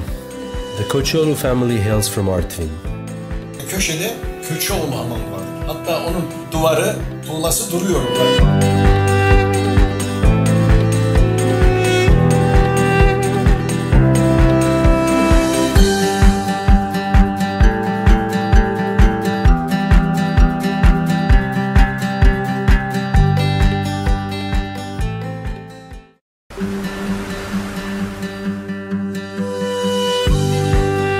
Built by the Armenian architect Harutyun Sarafyan, the three-story building drew inspiration from Italian opera houses.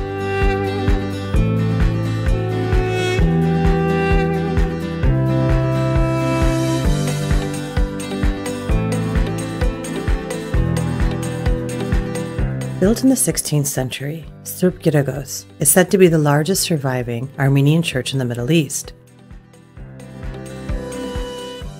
Legend has it that one day a camel made its way inside and was only recovered after a long search, giving the cavernous bathhouse the nickname Devi, or Camel Hammam.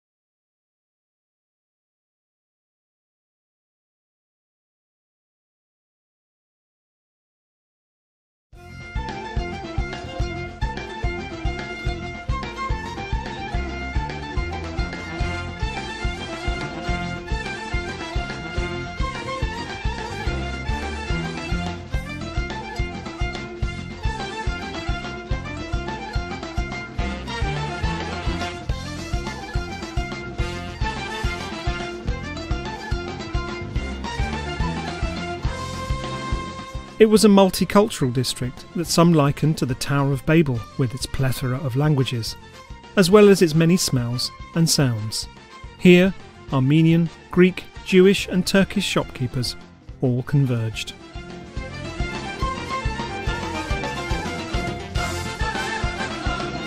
Kurtuluş'ta arsamız vardı. O meydan vardı. Orada bütün oynardık. Saha kurduk, voleybol oynadık, basket oynadık.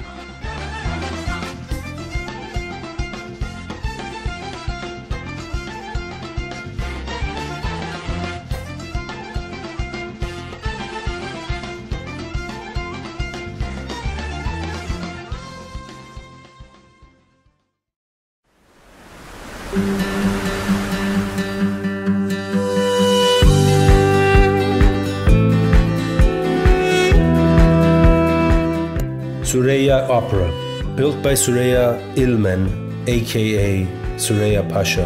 The Süreyya Opera took 3 years to build and open with an ostentatious gala on March 6, 1927.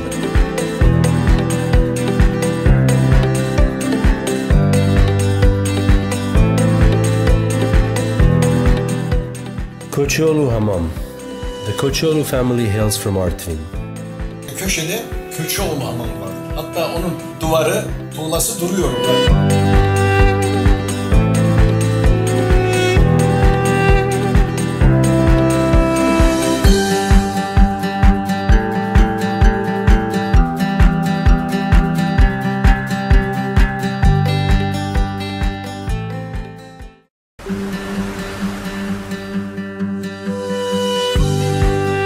Built by the Armenian architect Harutyun Sarafyan, the three-story building drew inspiration from Italian opera houses.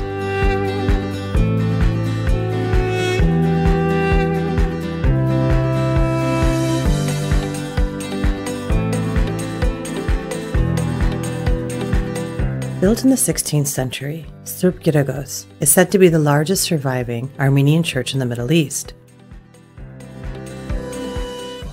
Legend has it that one day a camel made its way inside and was only recovered after a long search, giving the cavernous bathhouse the nickname Devi, or Camel Hammam.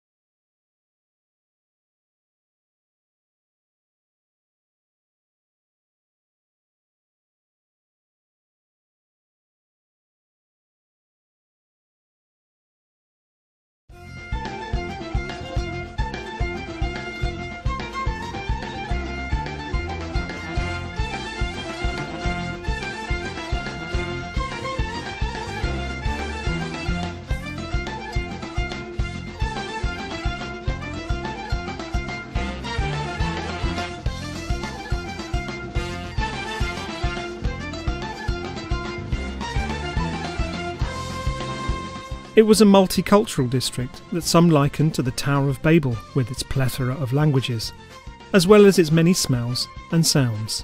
Here, Armenian, Greek, Jewish and Turkish shopkeepers all converged.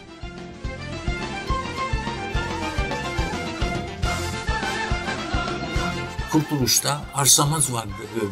O meydan vardı. Orada bütün oynardık. Saha kurduk, voleybol oynadık, basket oynadık.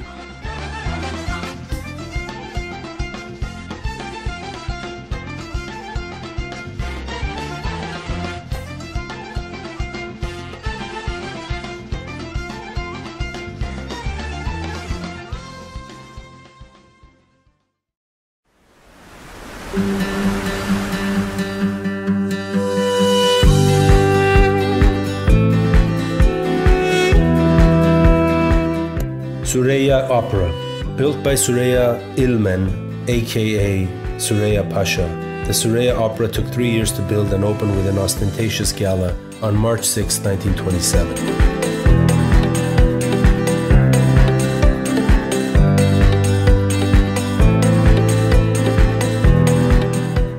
Koçoğlu Hamam.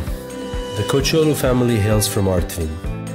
Köşede Köçoğlu hamam var. Hatta onun duvarı, tuğlası duruyor.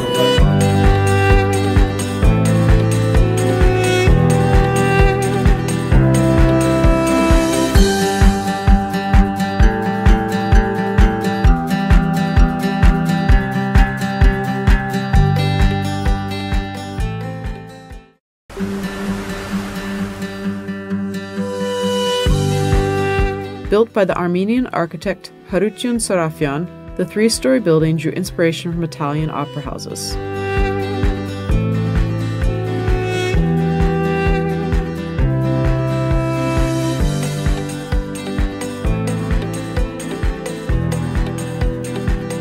Built in the 16th century, Sırp Giragos is said to be the largest surviving Armenian church in the Middle East.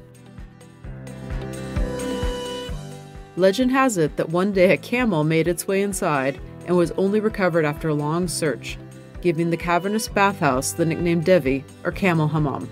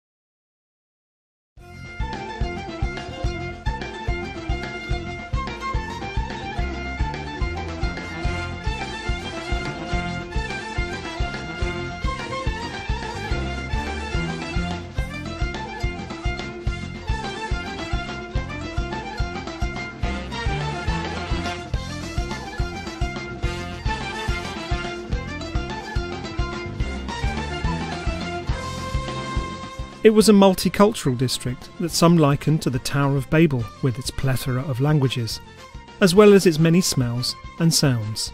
Here, Armenian, Greek, Jewish and Turkish shopkeepers all converged.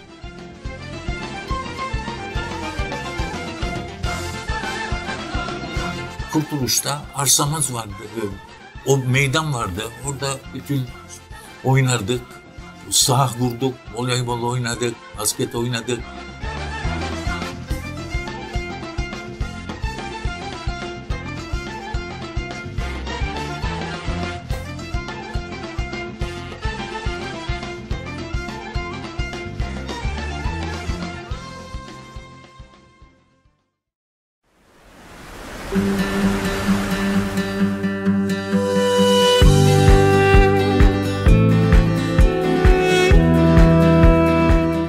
Süreyya Opera, built by Süreyya İlmen, aka Süreyya Pasha. The Süreyya Opera took 3 years to build and open with an ostentatious gala on March 6, 1927.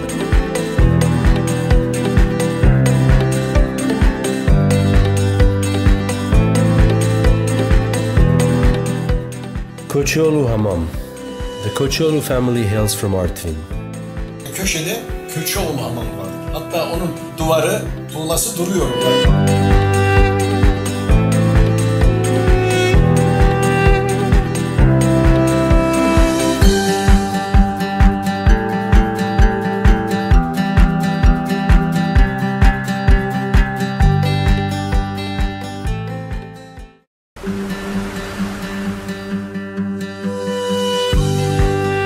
Built by the Armenian architect Harutyun Sarafyan, the three-story building drew inspiration from Italian opera houses.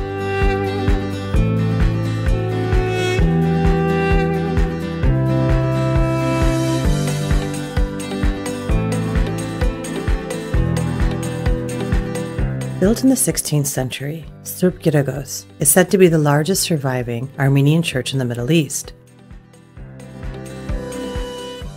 Legend has it that one day a camel made its way inside and was only recovered after a long search, giving the cavernous bathhouse the nickname Devi, or Camel Hammam.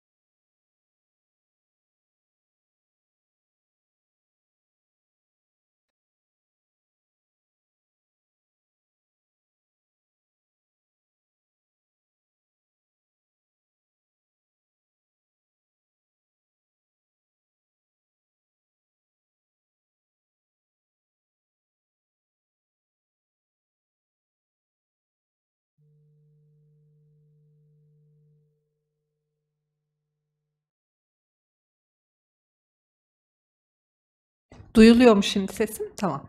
Başlayabilir miyiz? Can we get started? Welcome back. This is Ayfer Bartu Candan from Branding Foundation. We will start our panel right away. We have an English presentation. The other presentations are in Turkish. Please feel free to get your headsets for simultaneous interpretation. This is our last panel. This one is about countering hate speech, alternative strategies, and initiatives. We have been talking about conceptual aspects for the past day and a half. We have been categorizing these. We have been discussing how it is perceived. Now, in this panel, we will talk about alternative strategies and initiatives in countering hate speech. That is our panel right now.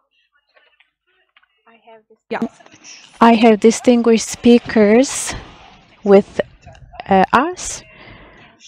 Each presentation will be for 20 minutes. I have to keep time. We have to finish this panel at 2:30, unfortunately. Before every presentation, I am going to present the speaker. The first speaker is Alex Mahadevan, Director of MediaWise, Pointer's Digital Media Literacy Initiative, faculty leading AI initiatives and misinformation research. He co-leads the Empowering Diverse Digital Citizens Lab at Stanford University, which studies the impact of media literacy interventions on underserved communities. And Alex co-wrote Pointer's AI Ethics Guide, led its first summit on AI, ethics and journalism, and associated research papers. And Alex has led workshops on generative AI, consent verification, media literacy, emerging technologies in dozens of cities from Bangladesh to Wyoming. It's over to you.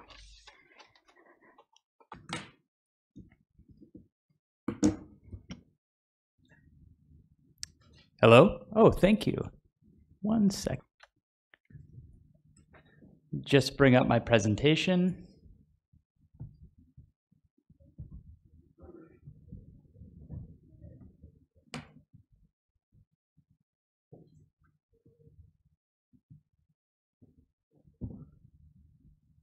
Okay.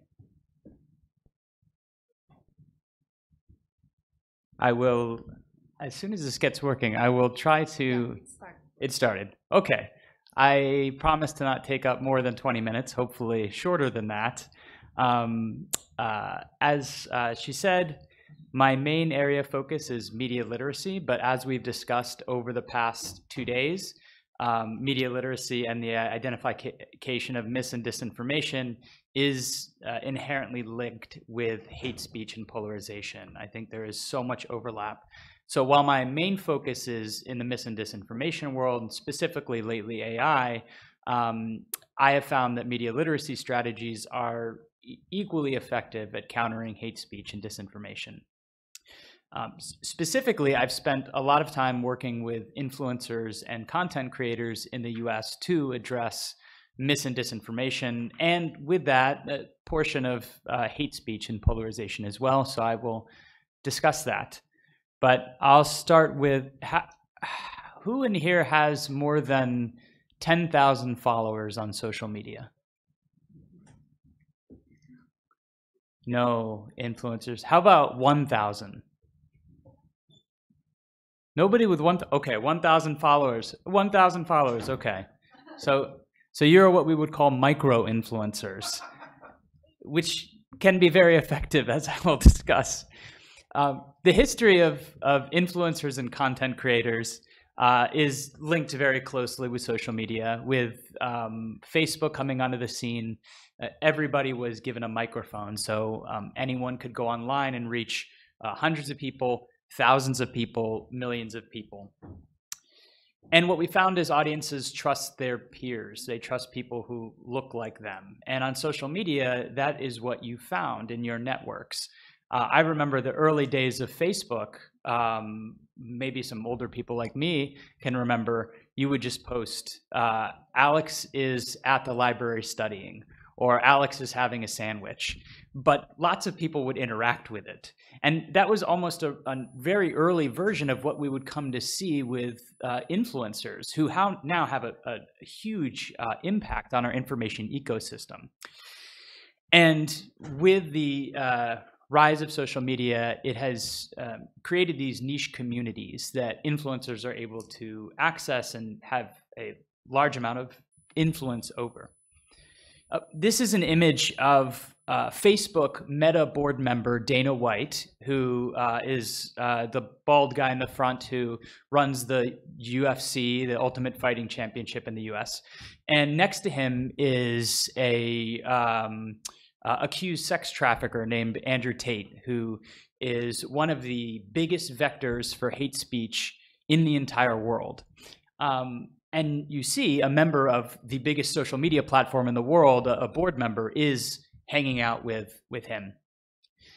This is Donald Trump, the president of the United States, sitting down with Aiden Ross, who is a podcaster and influencer with millions of fans. He is also responsible for a great amount of hate speech, disinformation, and polarization online. And this, in the US, has been referred to as the influencer election. The winning candidate, Donald Trump, spent a lot of his time seeking out alternative media sources, including content creators and influencers and podcasters. He arguably spent much more time with them than he did with traditional media. And the reason for that is a Pew study found that in the US, 37% of people under the age of 30 get their news from influencers. So they're getting their news from people like Aiden Ross. They're getting their news from people like Andrew Tate. Creators know how the algorithms work. They know how to game the system. They know how to make content go viral. And that is because their livelihood depends on it. It is a business model. So they are incentivized to create content that goes viral. And another statistic, a study found that more than half of anti-Muslim hate speech on X was produced by only 6% of users. So this small amount of very influential people are shaping the information ecosystem, including a lot of the hate speech and polarization. But can they help? Can influencers, can micro-influencers help? And I think they can. This is an example of an influencer named 2-Bit Da Vinci. In the US, we had these massive fires in Maui, in Hawaii, and in the fallout of these fires, there was an immense amount of mis and disinformation. There was anti-Semitic mis and disinformation, and this guy put out this very long video that racked up millions and millions of views. And the headline is, "The real reason they happened." That is the type of headline, that was the type of video title you would see from a conspiracy theorist. So this is an example of co-opting the conspiratorial language and using it to create factual content. And this actually was one of the most popular videos on YouTube about the Maui fires, which is rare if you know about YouTube and its rabbit hole algorithm. There are a few different ways influencers are able to actually do good in the world. So like 2-Bit Da Vinci here. One is storytelling campaigns. So talking about how hate speech and polarization has affected their life personally. I was just talking to someone about how people love storytelling. They love heroes. So storytelling campaigns are very effective because people go to these influencers because they identify with them. They want to know about their lives. So storytelling campaigns are very effective. Educational collaboration.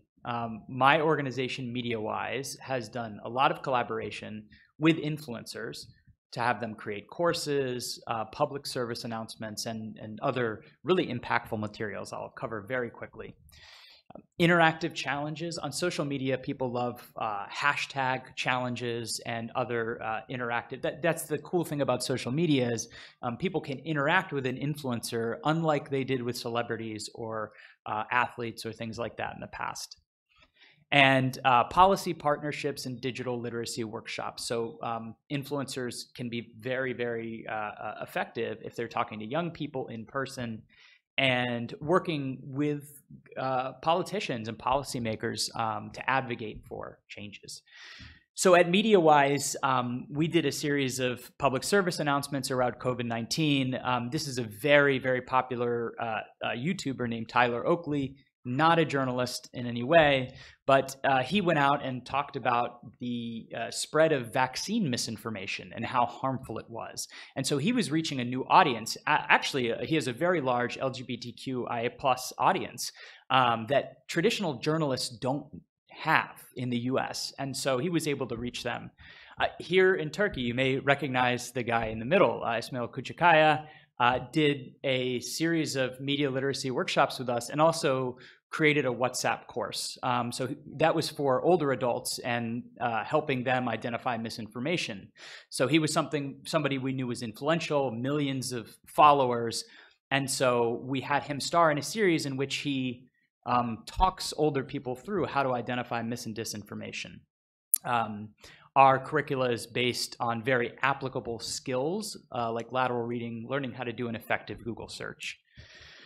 The Australian Associated Press worked with a lot of TikTokers on a very similar campaign ahead of one of their elections. And again, another local example that actually was used yesterday. Ece Temokuran, a popular journalist here, was among the first who was part of this viral challenge about women smiling in images here years ago. And it's an example of an influencer, content creator, influential person who's able to start a conversation and get that conversation rolling. This is an example from the US. It's a progressive commentator named Sam Cedar, and he participated in a challenge where he sat down and debated 20 Trump supporters, Christian nationalists, and he debated them on a few topics. This is a video that's 1.5 hours long, but has millions of views by young people. And in this video, 1.5 hours, he spends a lot of time essentially trying to deprogram these Trump supporters in their Christian nationalist beliefs. It's very effective. And just a few more examples. I know I am getting close to my time, but another example of content creators and influencers issuing hashtag challenges. And this is actually a good example of counter speech too that has been a topic that we have discussed. So there was those of you who may still be on X know that it is a very fraught platform that is filled with lots of hate speech, misinformation, and bots, as was mentioned earlier. So there was a racist hashtag going around that said "White Lives Matter." This was in response to the Black Lives Matter movement in the US. And so Korean pop groups, K-pop, as they are known, you may be familiar, they're very influential worldwide, began encouraging their fans to take over the hashtag. And they hijacked the White Lives Matter hashtag with uplifting messages.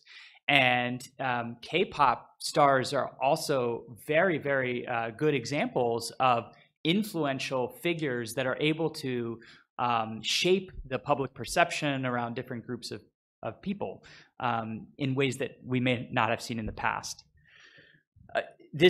Another example of collaboration that we did with an athlete. So we did a program in Guatemala where badminton is very, very popular. This is a Guatemalan badminton player who participated in the Olympics. And he did a series of videos for us where he taught people how to identify mis and disinformation, how to navigate deepfakes in the world of AI. And it was just an example of someone who had a very influential following, people identified with him as a national athlete and a national hero, but he was able to take that and use that to shape how people felt. And this was before an election. So a lot of the work that we do is ahead of elections. Earlier when we had worked with Istanbul Bilgi University on our WhatsApp course here, it was ahead of elections. So researchers have found that in-group interventions are very effective. Peer-to-peer learning has always been very effective, but studies have shown that if somebody looks like you, you are more likely to learn from them a lot better. So influencers who have audiences that look like them can be very, very effective communicators, not just because of how many people they reach, but because they look like the people they're reaching.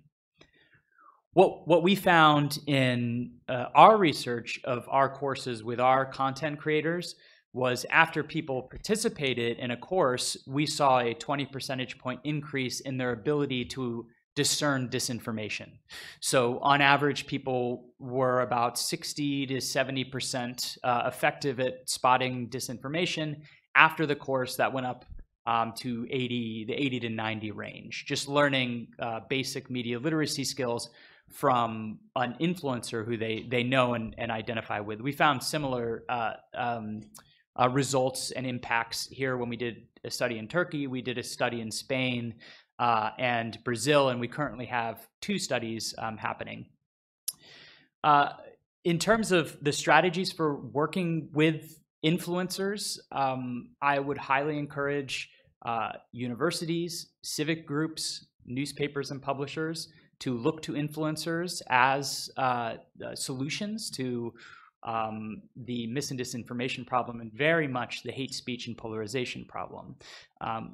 The strategies of working with influencers, it's very complicated. The first challenge is finding someone who has shared values. Would the foundation want to work with someone like Andrew Tate? No, nobody should want to work with Andrew Tate or Aiden Ross or any of those idiots. But the thing is, you can find people who are influential who do share your values, and that's what we've done at MediaWise. It is a lot of work, and you have to spend a lot of time investigating these content creators. You have to pay them. So I said their entire livelihood is based around going on video and talking to people. So there is a financial incentive that they must get out of it. They must also know that they're making an impact. So being able to communicate your goals very clearly with them, and putting in contracts and protections.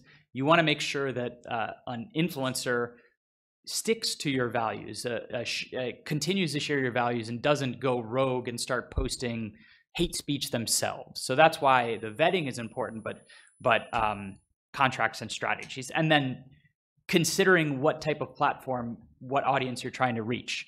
You don't want to use a TikToker if you're trying to reach older people. You don't want to use someone who's influential on Facebook if you want to reach young people.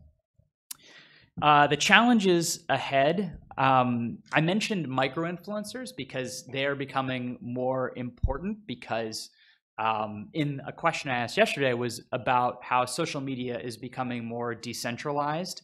If you go on Facebook, you might spend more time in a very specific Facebook group rather than Facebook as a whole.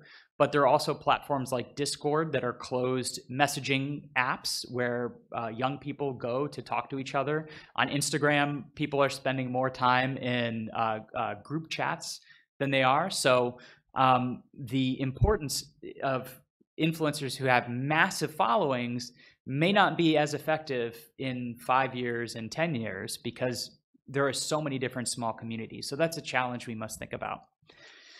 The world is still dictated by algorithms.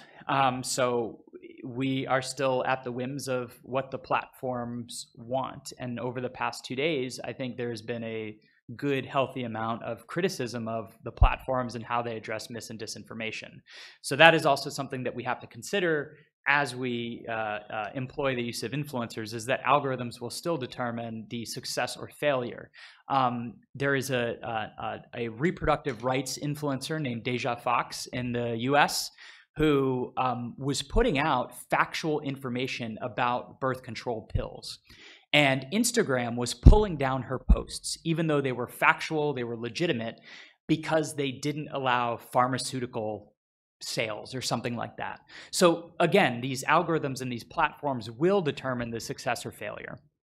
And as we have mentioned, platforms are abandoning all protections for marginalized groups, and so the effectiveness of these strategies it still needs to be studied in this kind of new world. I think you can actually still sign up. So that's all I have to say about that. Thank you. I'm a few minutes over, but if you want to sign up, you can still sign up for our WhatsApp course, and you can talk to Ismail about mis and disinformation if you want. I think it's still active, so I just tried it this morning. So thank you so much.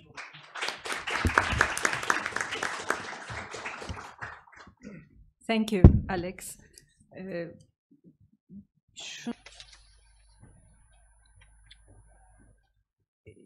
Şunu da hemen A quick reminder after Alex's intervention. In the entrance, on the table, you saw some printed material. Feel free to get a copy. These are the reports you might find interesting. Alex is also, by the way, a part of the network that we're talking about. Our colleagues are all a part of that network. And there are interesting pieces in the report. Please feel free to take a copy. That's very, very important in terms of countering hate speech. It discusses about alternative strategies regarding social media, other tools. There are some promising examples you can find in those reports. Please remember to get a copy. You could also have access to those in PDF format on Hrant Dink Foundation's website too. Next speaker. We're not doing Q&A right now. We will move on with the next speaker. Maybe there will be questions about İsmail Küçükkaya. Next, Metin Bayrak.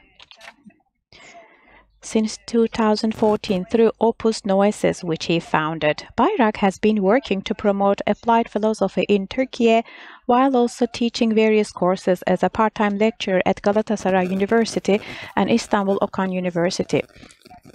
He conducts certificate programs in applied philosophy, philosophy for children, philosophy with communities, and facilitation at the continuing education centers of various universities. He's interested in philosophy, applied philosophy, alternative education, architecture, literature, and art.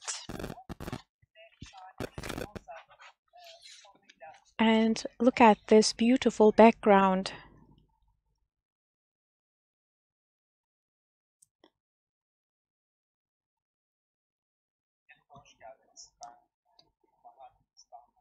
Welcome to this event on this beautiful spring day.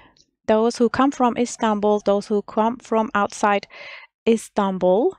This flower is a symbol of Istanbul, the arrival of spring, mimosa, acacia, in other words. This is a great beginning, I guess. Special thanks first. Itadakimasu in Japanese, I'd like to say. What I mean is, what I'm holding in my hand is a publication, a report we have all contributed to in this report. Actually, I could also vividly see the valuable labor of the worker who printed this or the courier who delivered this here. But I could also trace back to the trees that had to be cut and the animals and the living things that were deprived of some of their rights. I also see this when I hold this in my hand. I think such a critical view about life means a lot to make sense of the context. We're subjects, and we need to be critical thinkers. That's so important in terms of how we position ourselves in our world. That's how I'd like to begin. Page 89 of this report and onwards, 89 and onwards, together with my colleagues, Peter and other colleagues, not all of them are here. We talked about how to counter hate speech by means of different tools. We gave suggestions. And I have a radical stance here, with your permission. Let me tell you what I mean. I'm going to a little bit break the usual line. In countering hate speech, collective conscience is so important. And I think this work is an indication of that. Let's ponder on this problem altogether. That's why we're here. I'd like to start with acacia, mimosa flower that symbolizes spring. It's vulnerable but resistant. It is telling us the spring is around, but it can resist even the strongest winds. It's just like social thinking. Sensitive, flexible, vulnerable, but resilient. People understand by means of language, believe we live and die by means of language. It's all about our conscience. Language. It is social. Language is social. It comes from the society. It's like our skin. It covers us. So reconstruction of language, changing of language, it takes generations. Our discourse shapes our thinking and the way society sees the life. I mean, it's all down to language. But today,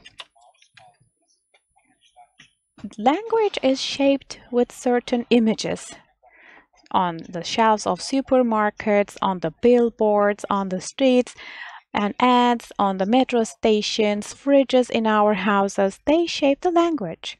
The sounds in the city, this murmur around us, it shapes our conscience at different layers.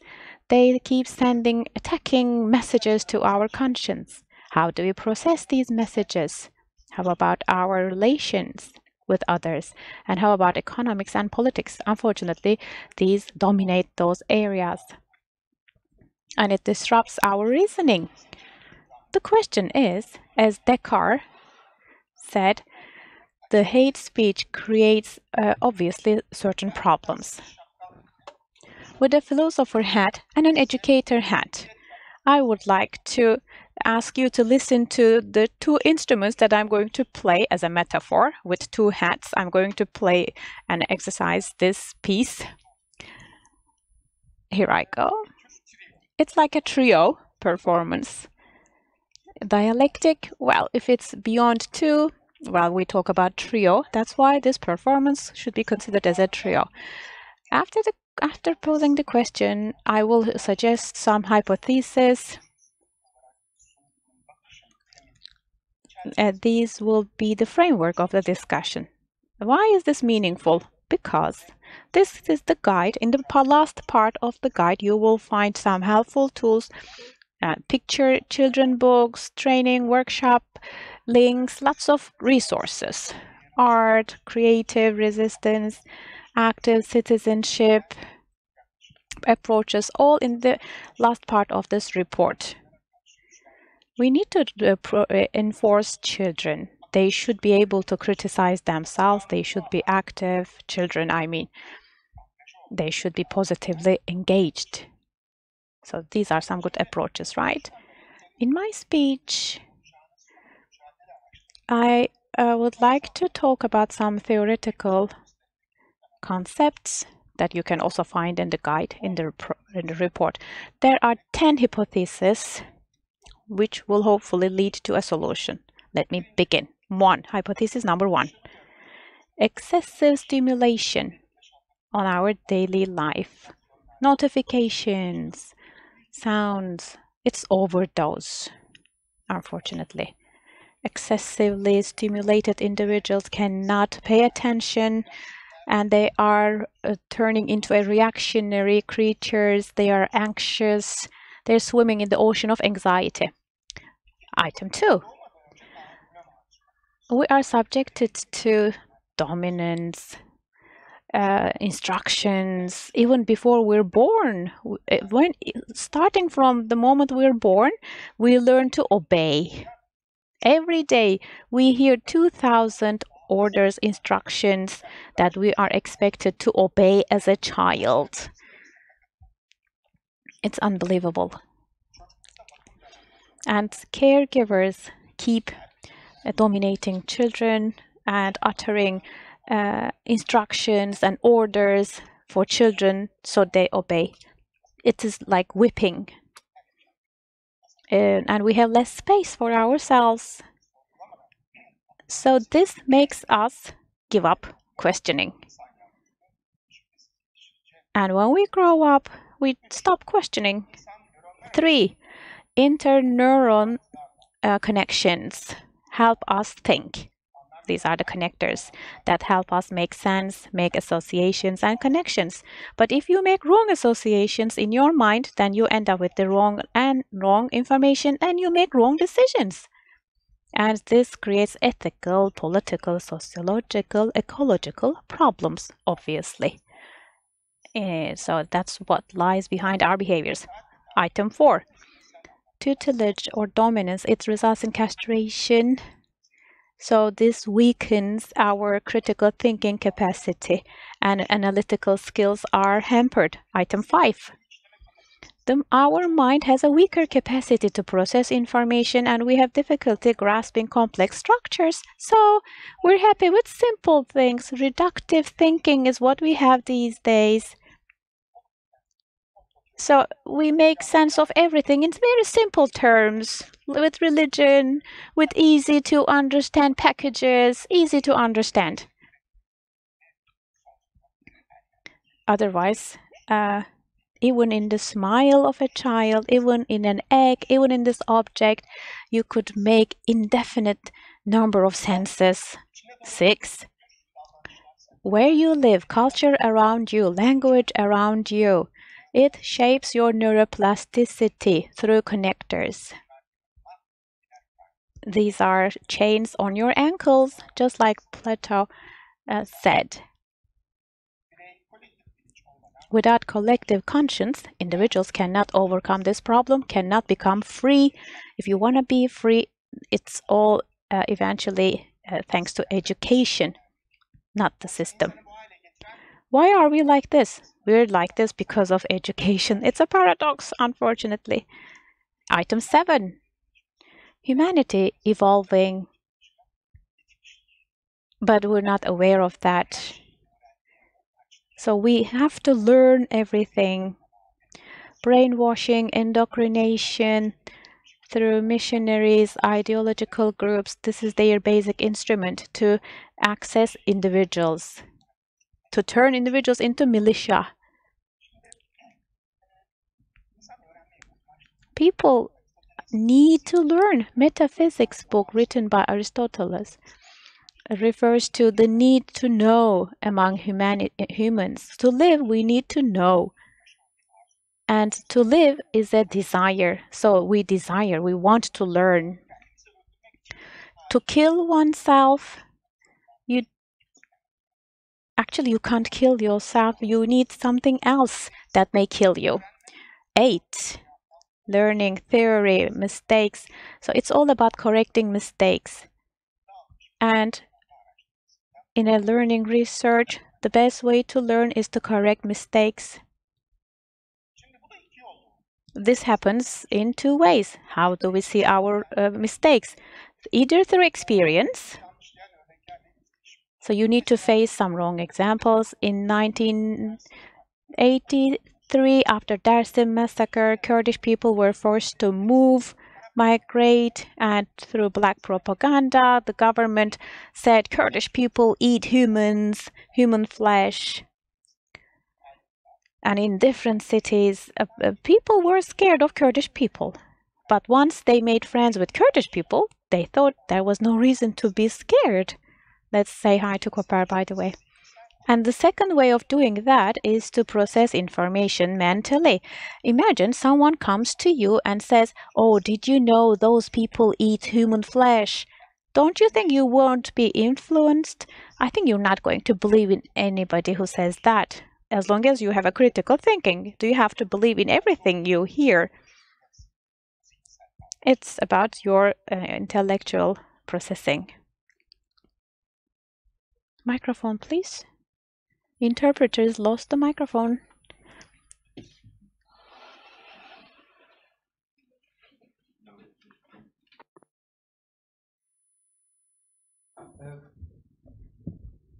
Ses geliyor mu?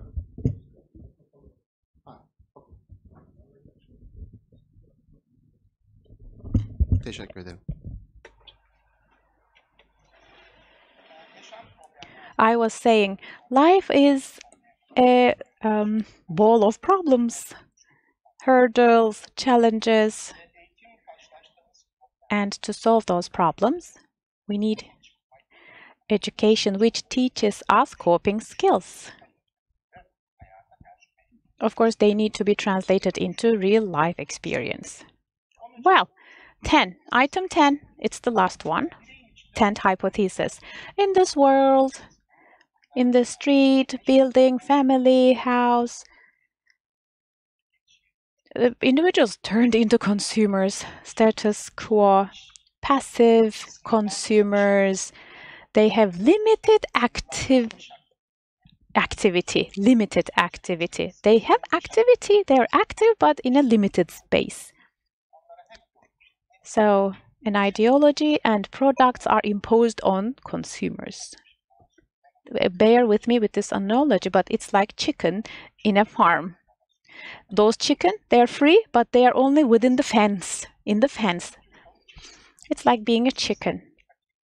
That's how we are these days. We can't be real social creatures like zeitgeist. Governments are in alliance with markets. With their policies, they consolidate this regime only. Every day we are exposed to thousands of stimuli. Your brain, can it really process all of those stimuli? Let's talk about Jong Altung, who talks about positive peace. My 2 cents about that. Immunity system in the society is strengthened to so-called prevent conflict, right? But how do we could strengthen the immunity? To get rid of poisonous flows? How can we protect our mind? Let's talk about TRIO, biological communication, critical thinking, and ethical viewpoint, the TRIO. Dialectic. Well, we need to talk about dialogical communication. It's feminine, actually, communication. You need to have a safe space to communicate. Every member of the society should be able to have their own voice, should become the subject of their lives. You need to have equality in relations in the society. 2, critical thinking, as I said. Who is wise, who's not wise? It's all about a landfill, garbage of stimuli. How are we going to filter? Thanks to critical thinking. We need to resist against manipulation. We need to have immunity against these poisons. As to ethics, how you perceive things, you should be able to notice manipulation by means of hate speech, and you should be fair. And to develop this skill, you need to discern certain things. Interest versus right of peoples. You should see the ethical problems. Especially do no harm principle. You should be able to, one should be able to understand that really well. The other one is in dialogical communication, critical thinking. Well, these 2 were technical, but ethics, it's more humane. So one approach brings together everything, which is philosophy for children, philosophy with children. This is P4C, Philosophy for Children approach, that brings together all these elements. This is one of the main tools we suggested. In order to have moral development in an individual, all these elements support each other. This is what we called P4C circles. These circles for encouraging critical thinking, questioning, to support moral development of individuals. It gives a safe space. Humans are subjects who know about things. People see what they have in their minds. Think of hallucinations. Inmates in prison, they start talking to themselves after a while. They hallucinate. In order to exist, humans need the other, someone. If we want to protect children today, if we want to prepare them better for life, they should get out of school. They should become active subjects. They should be a part of life, community, society. They should be in solidarity. They should experience life. Today, hate speech is so dominant on the streets and life, and it turns into our social conscience, unfortunately. And this individually impacts our own minds. It's all about profit maximization, right? Companies, markets. We shouldn't fold arms and wait for companies, X, Meta, governments to do that. We will do that. The others, governments, companies, they keep changing their policies. The only solution is social immunity system strengthening. Yesterday, last session, Susan talked about lack of content moderation in Meta and talked about collective moderation. So, well, maybe that's what we need. For the past 2 centuries, with this invisible hand, liberal ideology, maybe we actually need collective conscience.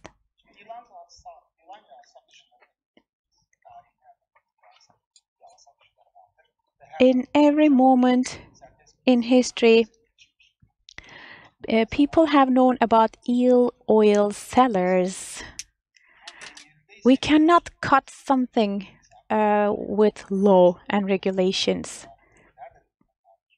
Where do we stand in this discussion? Life is no more like a real life. There are subcultures, there are new languages that grow.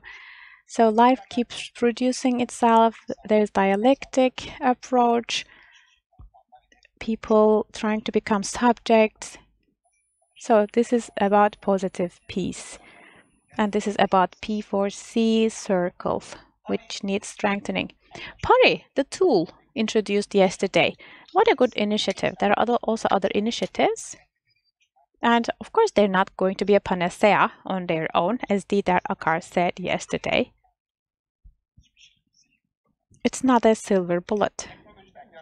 We should make use of technology, but we should remember we're the decision makers. That's us, not the technology. These discourses, we create them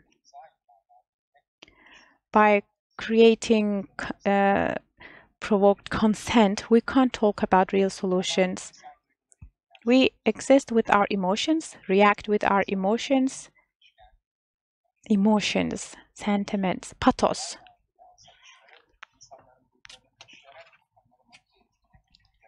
And snake oil sellers will continue to do their job. They will always be in the market. So what can we do? So maybe we need to destroy and reconstruct education system.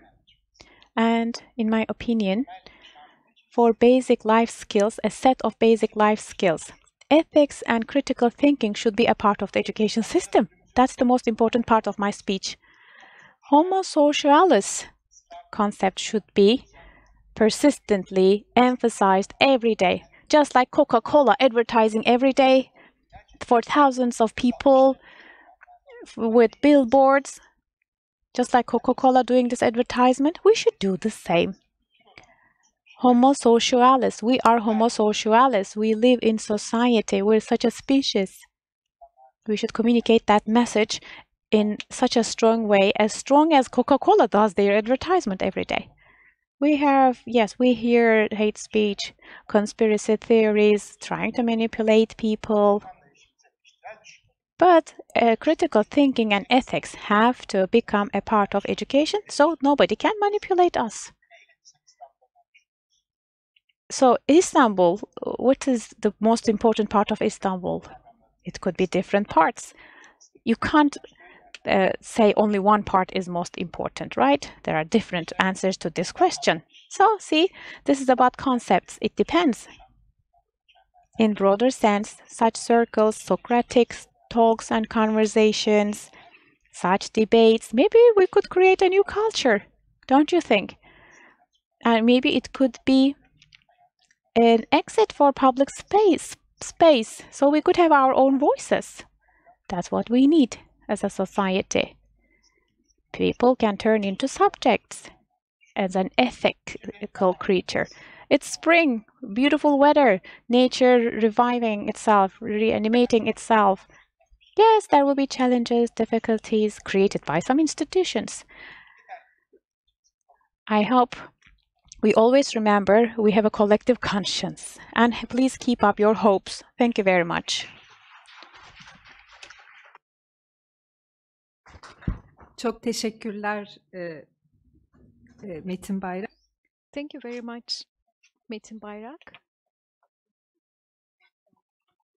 This conceptualization offers us a fresh perspective, and it also links it very well to our next speaker, because we will be talking about the learning programs that the Hrant Dink Foundation has been working on for a very long time. And it involves critical thinking, ethics, also addressed by Metin Bayrak. And needless to say, countering hate speech is at the forefront of designing these programs for the foundation. So I'm very proud to introduce my teamwork, Liana Erissever and Aslı Yolcu. Liana Erissever, she's from Mimar Sinan University, Department of Sociology, and later on she studied at Yıldız Technical University. She holds the Purple Certificate Program of Sabancı University with her project PDR Educational Material Design and Development. And she completed her master's degree in psychological counseling and guidance. She also took part in Ne Var Ne Yok Youth Project. After working as a school counselor at various schools, she has been working with the Hrant Dink Foundation since 2023 in learning programs. Aslı Yolcu received her BA degree from Mimar Sinan Fine Arts University. She worked in various cultural and art institutions in learning programs, curation, and exhibition guide positions. Since 2022, she's been working at 23.5 Hrant Dink Site of Memory, as well as Hrant Dink Foundation's learning program. Of course, it will be quite difficult to contribute after such insightful contributions, especially after Metin Bayrak's eye-opening contribution. So we discussed among ourselves, particularly the question of learning programs and what role they play in countering hate speech. We have already provided you some information about Hrant Dink Foundation, but we would like to revisit the context in order to offer you why we needed this program, its activities, as well as the challenges.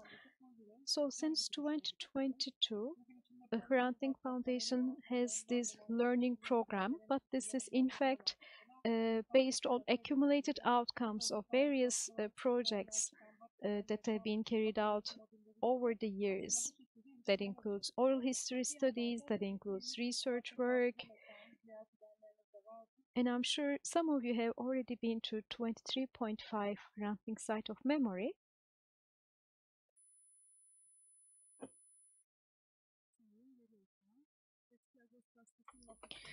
So this is housed in the former Agos newspaper office, and the site of memory has a special visitor program.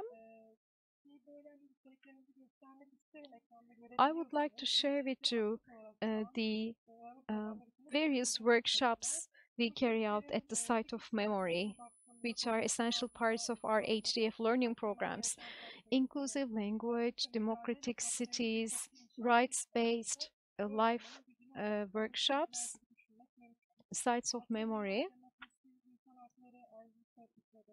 We focus on inclusive language, pluralism,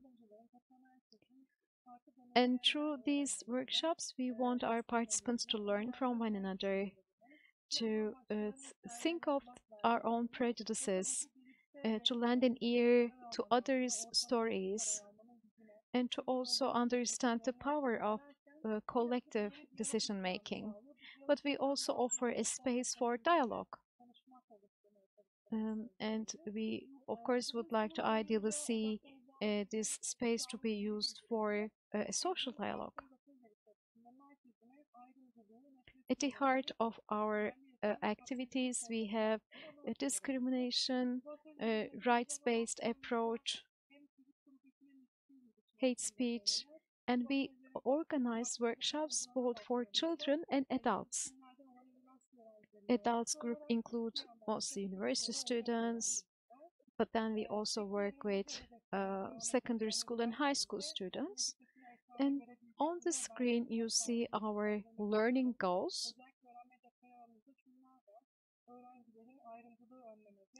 First of all, we want to make sure that students discern discrimination.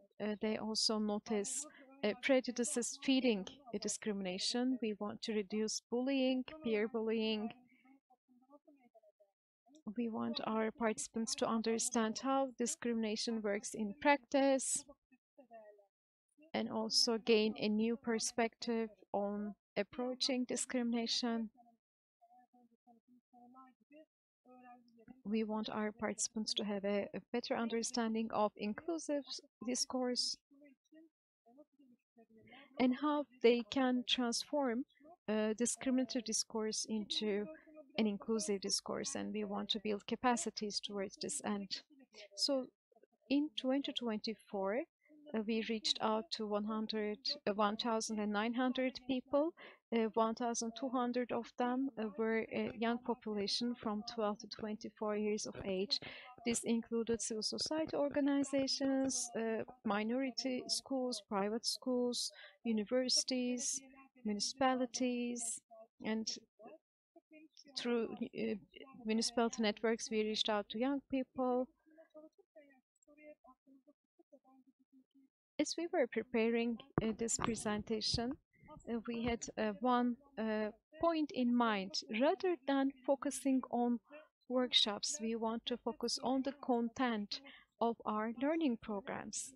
And how can we use our learning programs and their content as tools for transforming hate speech and in producing counter speech?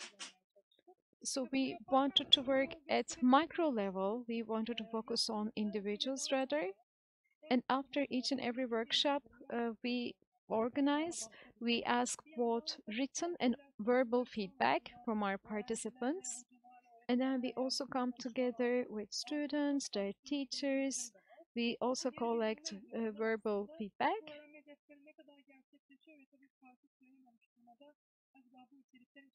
And drawing from these input, we are trying to figure out how we can use this in transforming hate speech. Let me now give it to my colleague Liana. Thank you, Aslı. Aslı has just presented us our learning programs. She also introduced our learning goals. At the heart of our learning programs lie transformation, transforming the discourse, transforming the people.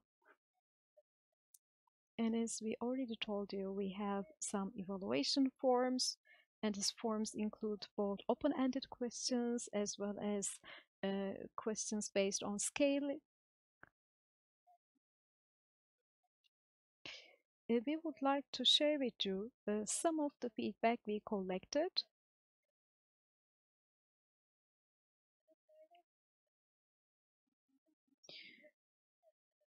So, the first feedback category is lessons learned, and to what extent these lessons are reflected in the daily practices or professional life.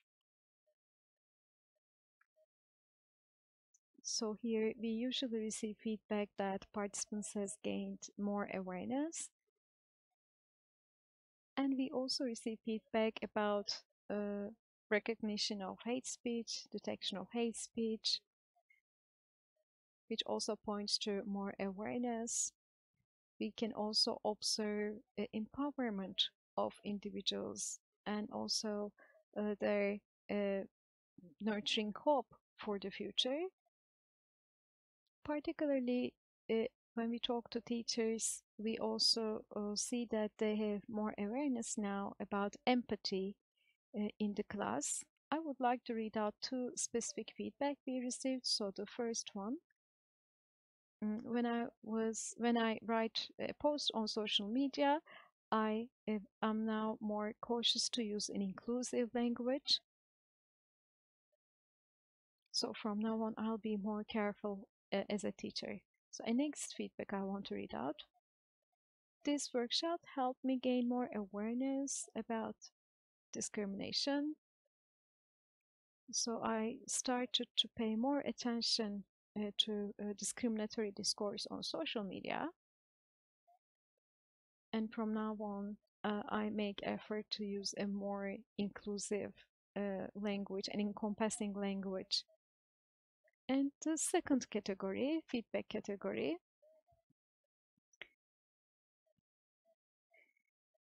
where we have more awareness on understanding what is discrimination or not. Here we talk with groups, individuals who are subjected to discrimination, and we also want to build capacities of people to have better understanding of discrimination. Again, I would like to share two examples. First, learning about the inequalities experienced by minorities. This was eye-opening for me. Now I have better understandings of rights violations. And the second feedback, now I have better awareness, more awareness in distinguishing hate speech and discrimination. The third feedback category, empowerment of individuals and gaining a more hopeful perspective. Every now and then we can feel very hopeless or helpless, but by taking part in this workshop, participants also get more hopeful about the future. Let me share two feedback with you. I found this very helpful in transforming hate speech.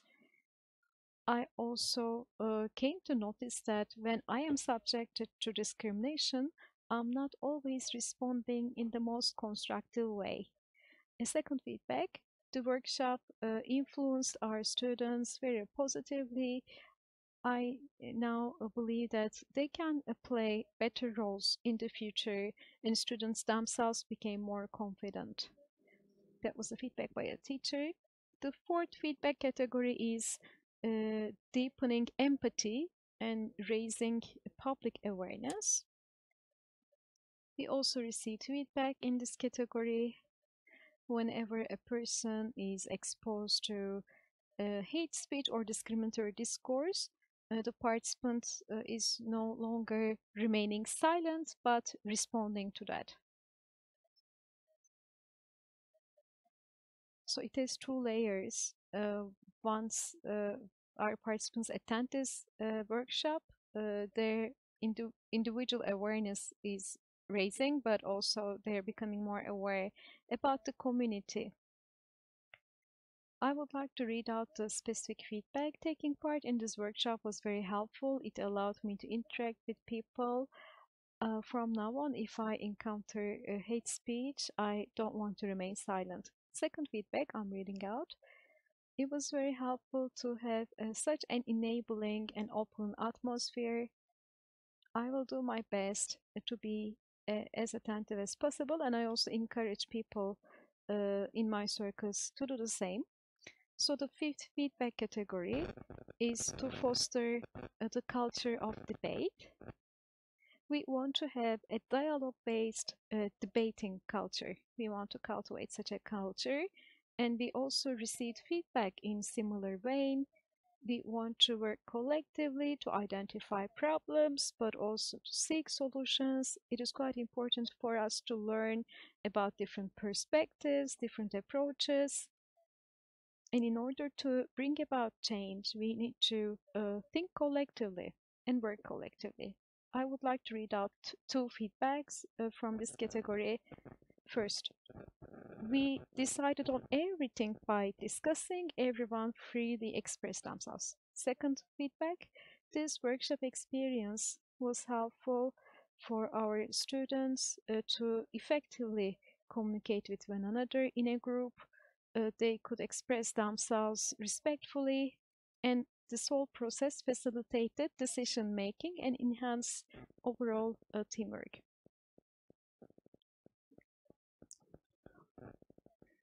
And on this slide, you see another quotation by our participant.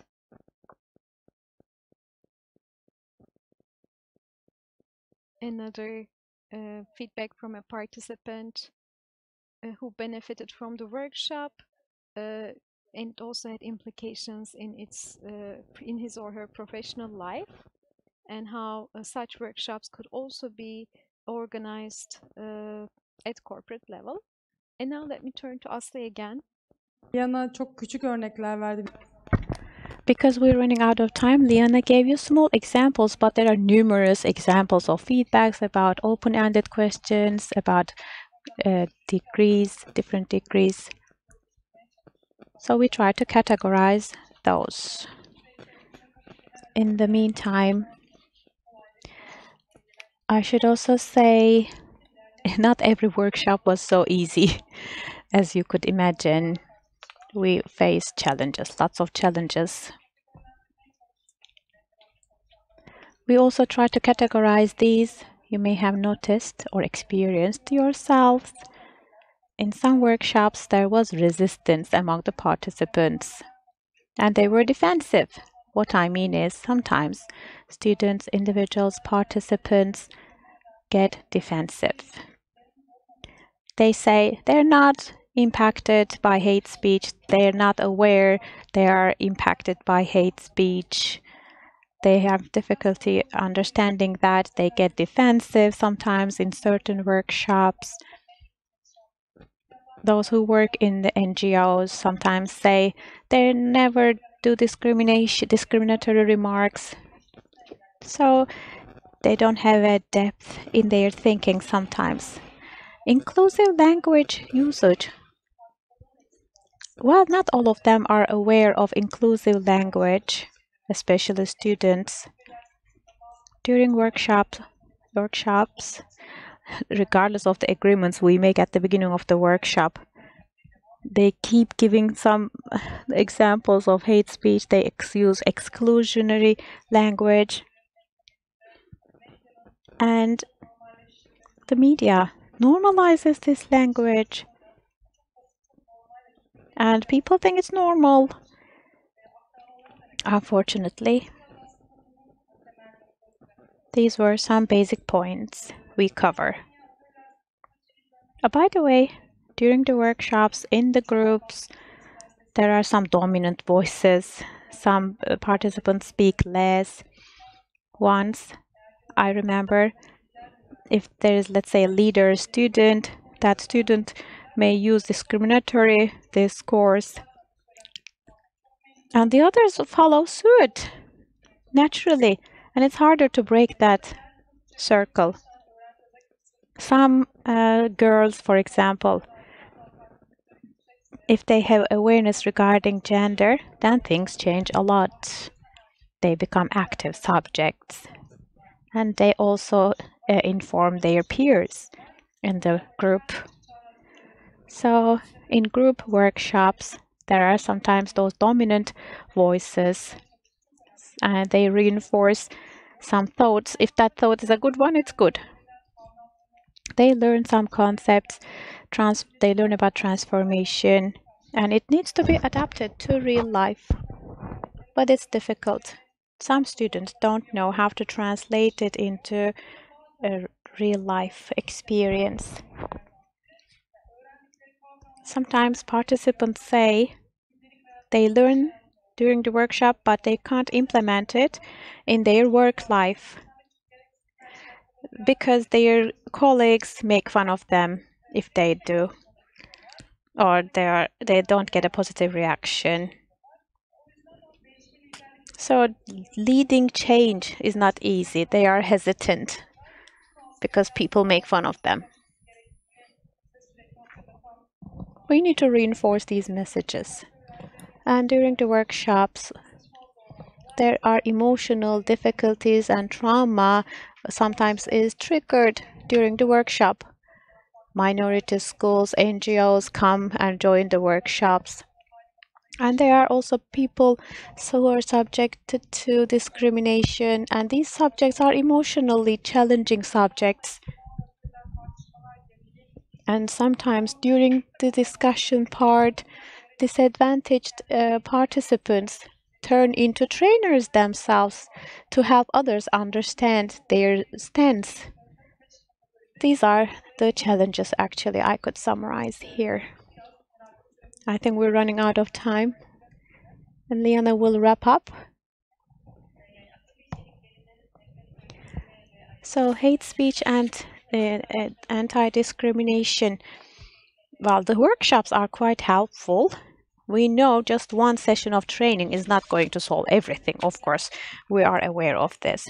But we want you to understand this helps with inclusivity.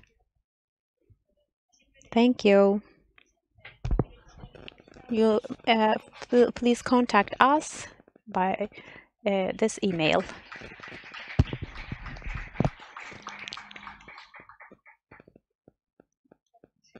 Thank you, Aslı and Liana.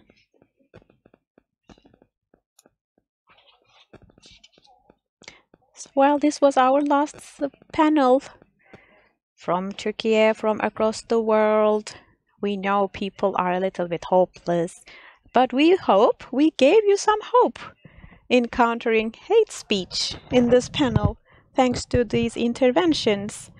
We want you to be hopeful. Thank you. So we will make good use of time. I will give the floor to the audience. Yes, please. Microphone.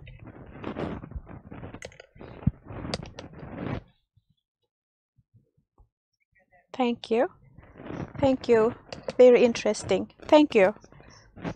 Mr. Alex.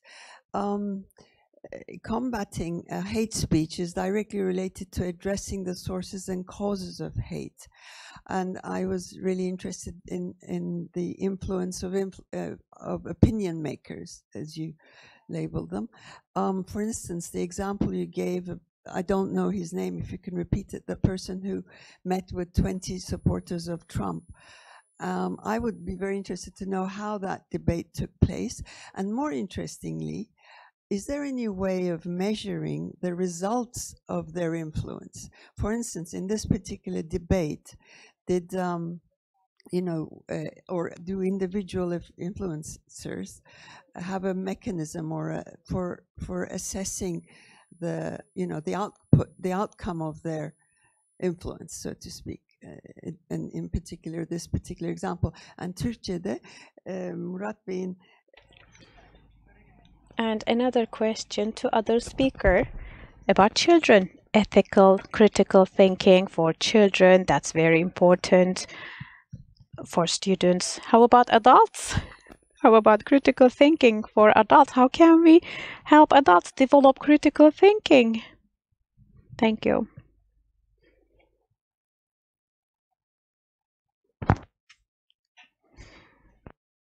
Okay. Thank you for the question. And I want to thank my fellow panelists. I was nervous when I started, so I didn't take a minute to thank the Hunting Foundation. This is my second time here. Hopefully, we'll be back for more. So thank you for having me. The short answer to your question is no. I don't believe there have been any studies on the impact of something like that. What I will say is, anecdotally, I noticed what was powerful about that was maybe not necessarily what happened in the room, it's Sam Cedar is his name, the podcast. He has a podcast called Majority FM. And what happened is he would make a claim, and then the attendees would come up and debate him on the claim. So, they would take turns debating him, and when the debater got voted out, he would step away, and then another person would come up and debate. What was interesting about this is you saw conservatives sharing links to that, saying, well, look at the points made in this video. But then the conservatives in their network would watch the video and say, actually, it seems like Sam was making really good points there. There were some very wild claims from the 20 Trump supporters. So while I don't know if there's a mechanism right now to assess deprogramming, I guess, because you could say that the MAGA movement is very cult-like, but that is, I think, something important to explore, especially as we think about influencers as counter speakers.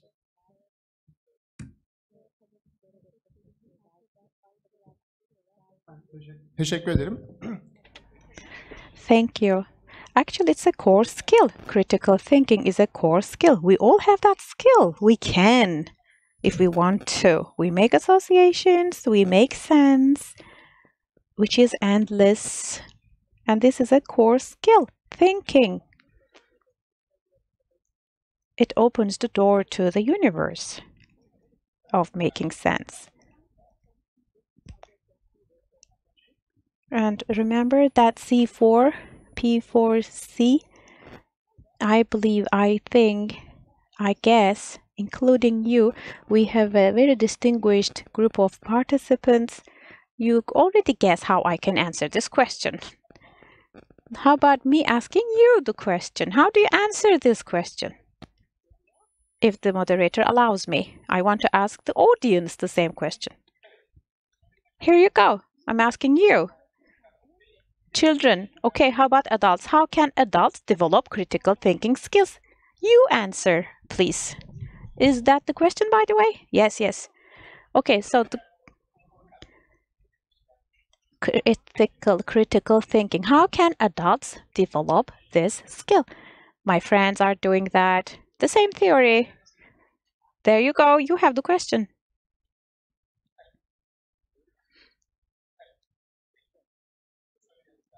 Who answers?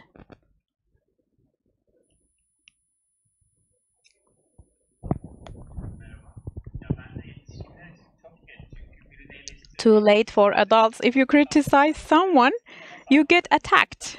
The other person thinks that person is attacked, ego damaged. You become an enemy because you criticize them. So I'm no more criticizing anyone.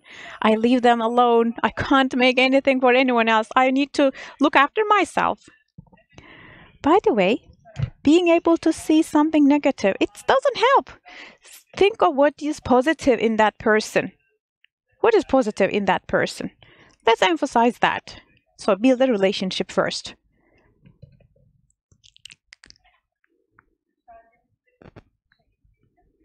Can I say something as an audience answer?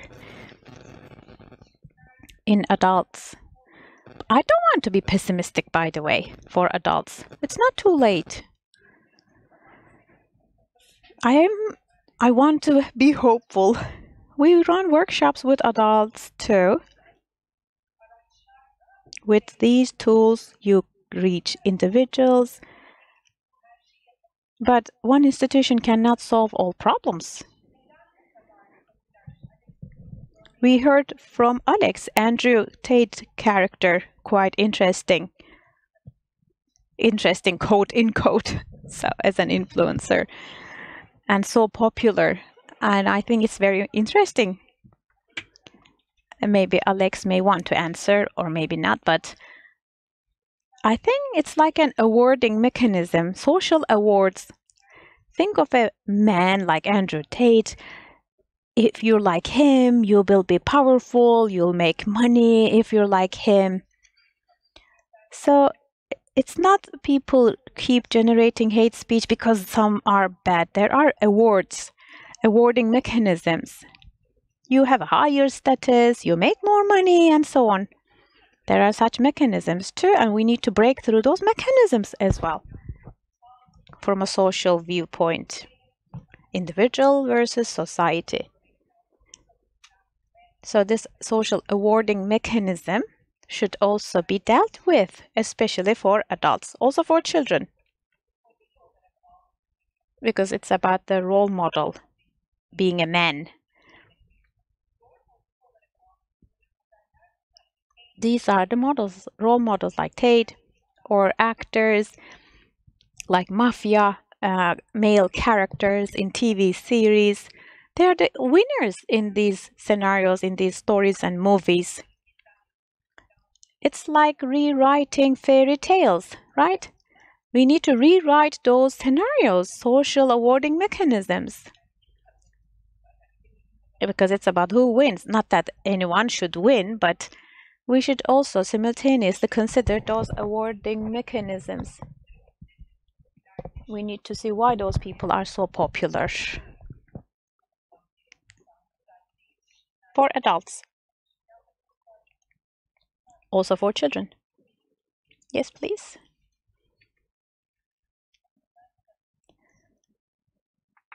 In response to Speaker Metin, thank you. During the break, well, I didn't know a lot of people. I was drinking my tea and I was overhearing a conversation between two people. And those two people, a woman and a man, they were talking about being positive and seeing the good in other people's hearts. I totally agree. So it was crowded in the terrace. We couldn't find a place to sit, so we went upstairs. There were good, nice flower pots, and I shared that as a post on my social media account. Just like you shared mimosa, acacia flowers. So my point is, nature is saying, "I'm here, no matter what." Nature does its job. Whether you are African, Armenian, Turkish, or Kurdish, nature is nature. It's a short but powerful message. As long as you know how to read, interpret the nature. So I'm so grateful you showed us that picture of flowers, mimosa flowers. And you said something so nice about hope. That's how you ended your speech. I took a note of it. What was it that you said? It was a Chinese proverb. The best luck is hope. Hope is the best luck. What a beautiful saying. And there is a proverb, without wearing my shoes, you can't know how many kilometers I have come all the way. It is an old Afro-Indian proverb. Exactly. If we can do that, that will make a difference, I believe. So being a role model for children, I mean, teachers are role models. It could be a bad teacher or a good teacher. But there's nature. Nature is telling us something. Love. Language of love. Don't be pessimistic. We always have something to learn. This is my answer to your question. Thank you.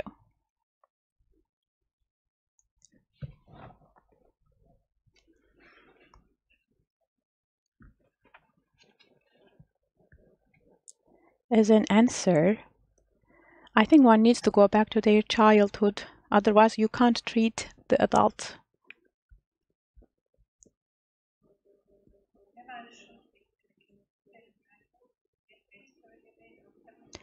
Hate speech. Think of murders, femicide. It's not just like a psychological disorder, it's something beyond that. There's also a social aspect of this. That was my point. Because you referred to treatment, right? Treatment, going back to your childhood. The whole society needs such a treatment. But it's not just a psychological disorder. It's because we are scared to face certain facts, confront some facts, especially considering the femicide cases. It has to do with some maybe patriarchal or masculine role model. We should also consider that.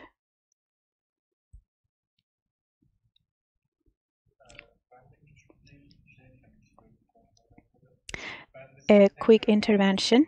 Then I will throw it back to you. Here you go. If I use an insulting language and if you pointed your finger at me, let's say through social media in public space, then I would never stop creating hate speech. Then I would get more marginalized, I would get more attention. I think values are important. We need to learn values. And in social media, if you create hate speech, I think it's different than hate speech in public sphere. Its impact is not the same. If a public figure uses hate speech, it's not the same as an ordinary individual using hate speech. There should be a difference in between. Otherwise, everyone will be labeled as an enemy or bad person.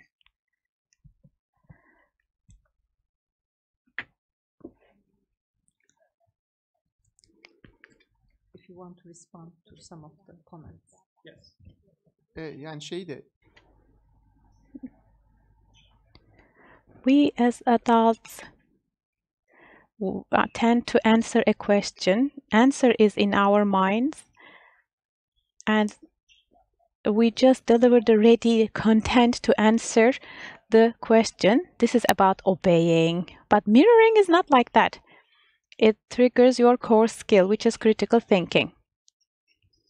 Ask the person, what do you think? How about you? Then this starts a dialogue. If someone says something, let's say all people with dark skin, curly hair should be killed, should not be able to live in Istanbul, and so on. Ask this person why. But don't ask in an insulting way. Just try to understand. Be honest to understand. Ask why. Why means you're curious. It means you care. You want to understand. That starts communication, and safe communication. I hope I made it clear. My second point is that criticism is a piece of information. The person who criticizes you deserves your thanks, because that person gives you information. Slander, that's not what I'm talking about. Slandering a person is not criticizing. No, I mean real criticism, honestly. Then it's an information. It's understandable. But I'm not talking about insulting, slandering. Thank you. Yeah, I want to respond to the comment about adults and critical thinking. So I did a lot of media literacy programming for older adults, those 50 years and older in the US. And before going into it, everyone told me, nobody's going to listen to you. They all listen to Fox. They all watch Fox News. Why are they going to listen to you? There's no reason for them. They have no incentive to change the way that they think.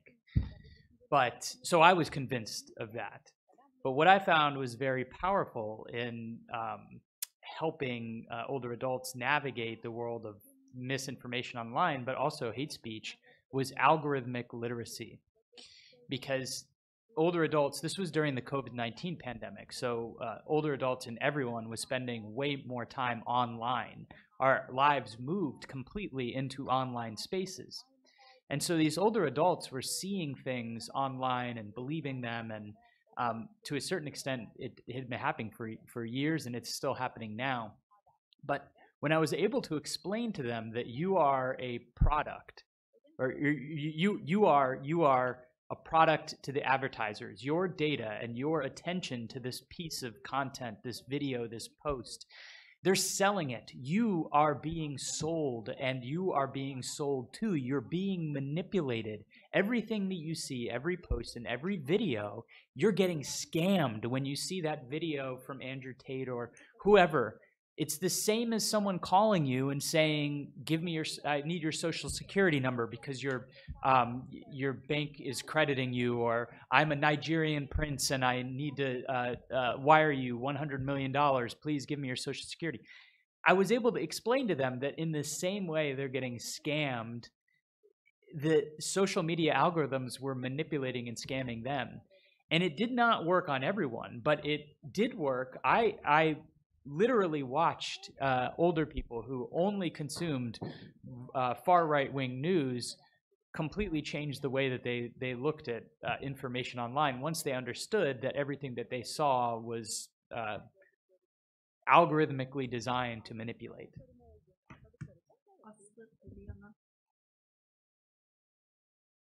Ya bu arada hani eleştirinize katılıyorum. I agree with your criticism. You said that you are now refraining from criticism. We work both with adults and children, by the way. And it seems that we are actually seeing it from the other side. And this is something we discuss among ourselves. Young people, they need to hear different voices. They need to hear fresh perspectives. I mean, when we visit schools, we come to notice that they don't have the space to discuss or to debate any political issue that is on the agenda. Gender issue, political issues, they don't have the space to learn about them, discuss about them. Maybe those issues might be visible, but it is not really understood. And we also come together with adults, and this is the same for adults as well. And this happens when you open the space. So it's to do with methodology, as Professor Metin Bayrak said, when you open that space by asking intentionally that question. So I believe that adults and children or young people, they transform in a similar way. And by the way, we also try to reach out to school teachers, parents, because when we talk directly to children, they also learn from what they hear from parents, what they hear from their teachers. So they actually form their own thinking and discussions based off that. There are many male students at schools, for instance, who are even advocating some of the murders we're discussing here. So if we're living in a world that we don't change ourselves, but we expect children to change themselves, I think it would not be fair. So we should really focus on adults' transformation as well.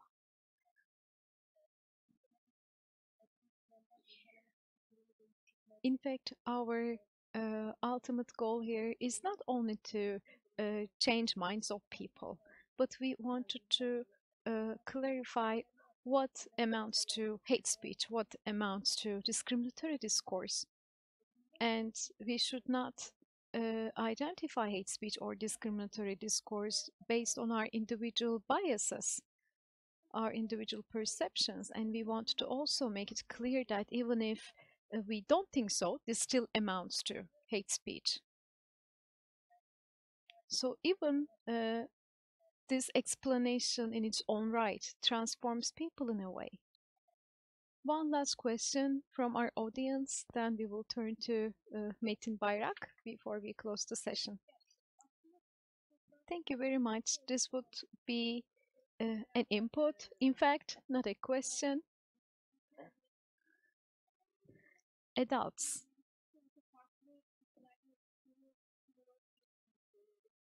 I mean, adults as such is not monolithic.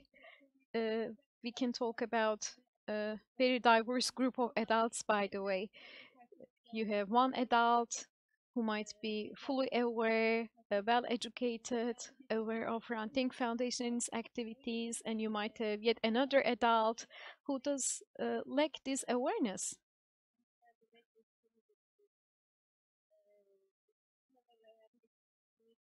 So we're talking about ethics, critical thinking, we're talking about all these mechanisms, but we also need to understand the capacity of adults. And we also need to understand where do they stand on this wide spectrum.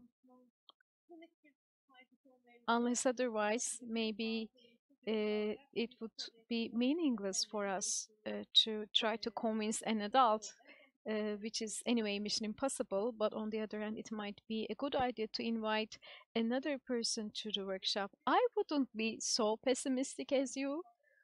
Let me also have this additional remark. Ranting Foundation is not only working with workshop participants or with the people that attend its activities. The foundation also works with municipalities or other agencies, organizations who seem to be reluctant in the first phase, but later, as we collaborate, they also change their mind. So I wouldn't be so pessimistic. Maybe we shouldn't be so pessimistic at all. Over to Professor Metin. What is the severity of your pessimism? Okay, I don't mean to make yet another speech here, but just a few remarks to second what Aslı said. Aslı and Liana said. We talked about thinking, making connections. So if you are in a thinking process, it means you already have this preset notion that the foreigners are infidels, for instance. You make such a connection in your mind. And the moment we ask the question why, you are also inviting the person to unpack and to find necessary grounds for reaching this conclusion. And all these unsubstantiated assumptions, we are really focusing on these unsubstantiated assumptions. And this is not even our own thinking. This is not even our own idea. I didn't even filter this. I heard it somewhere from outside. So in Turkish, heart means kalp, and it is an Arabic word, and kalp root means also thinking. So the moment a thought is filtered by us, only then we would turn into a judge and not necessarily into an assailant. And of course, this could be an adult, this could be a child. It is important to have this dialogue with an adult or a child, inviting the person to talk. But of course, this necessitates a safe space. But we are the convener.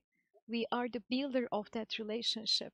We are a subject in that relationship. So this relationship exists because we exist. So we are not a completely passive agent here. So I'm talking this as a principle. Why? Why? Just tell me why, because I need to understand your thinking. Thank you so much. Thank you for your participation. Unfortunately, we have to wrap up now. I would like to offer special thanks to our panelists, also to our audience for their questions.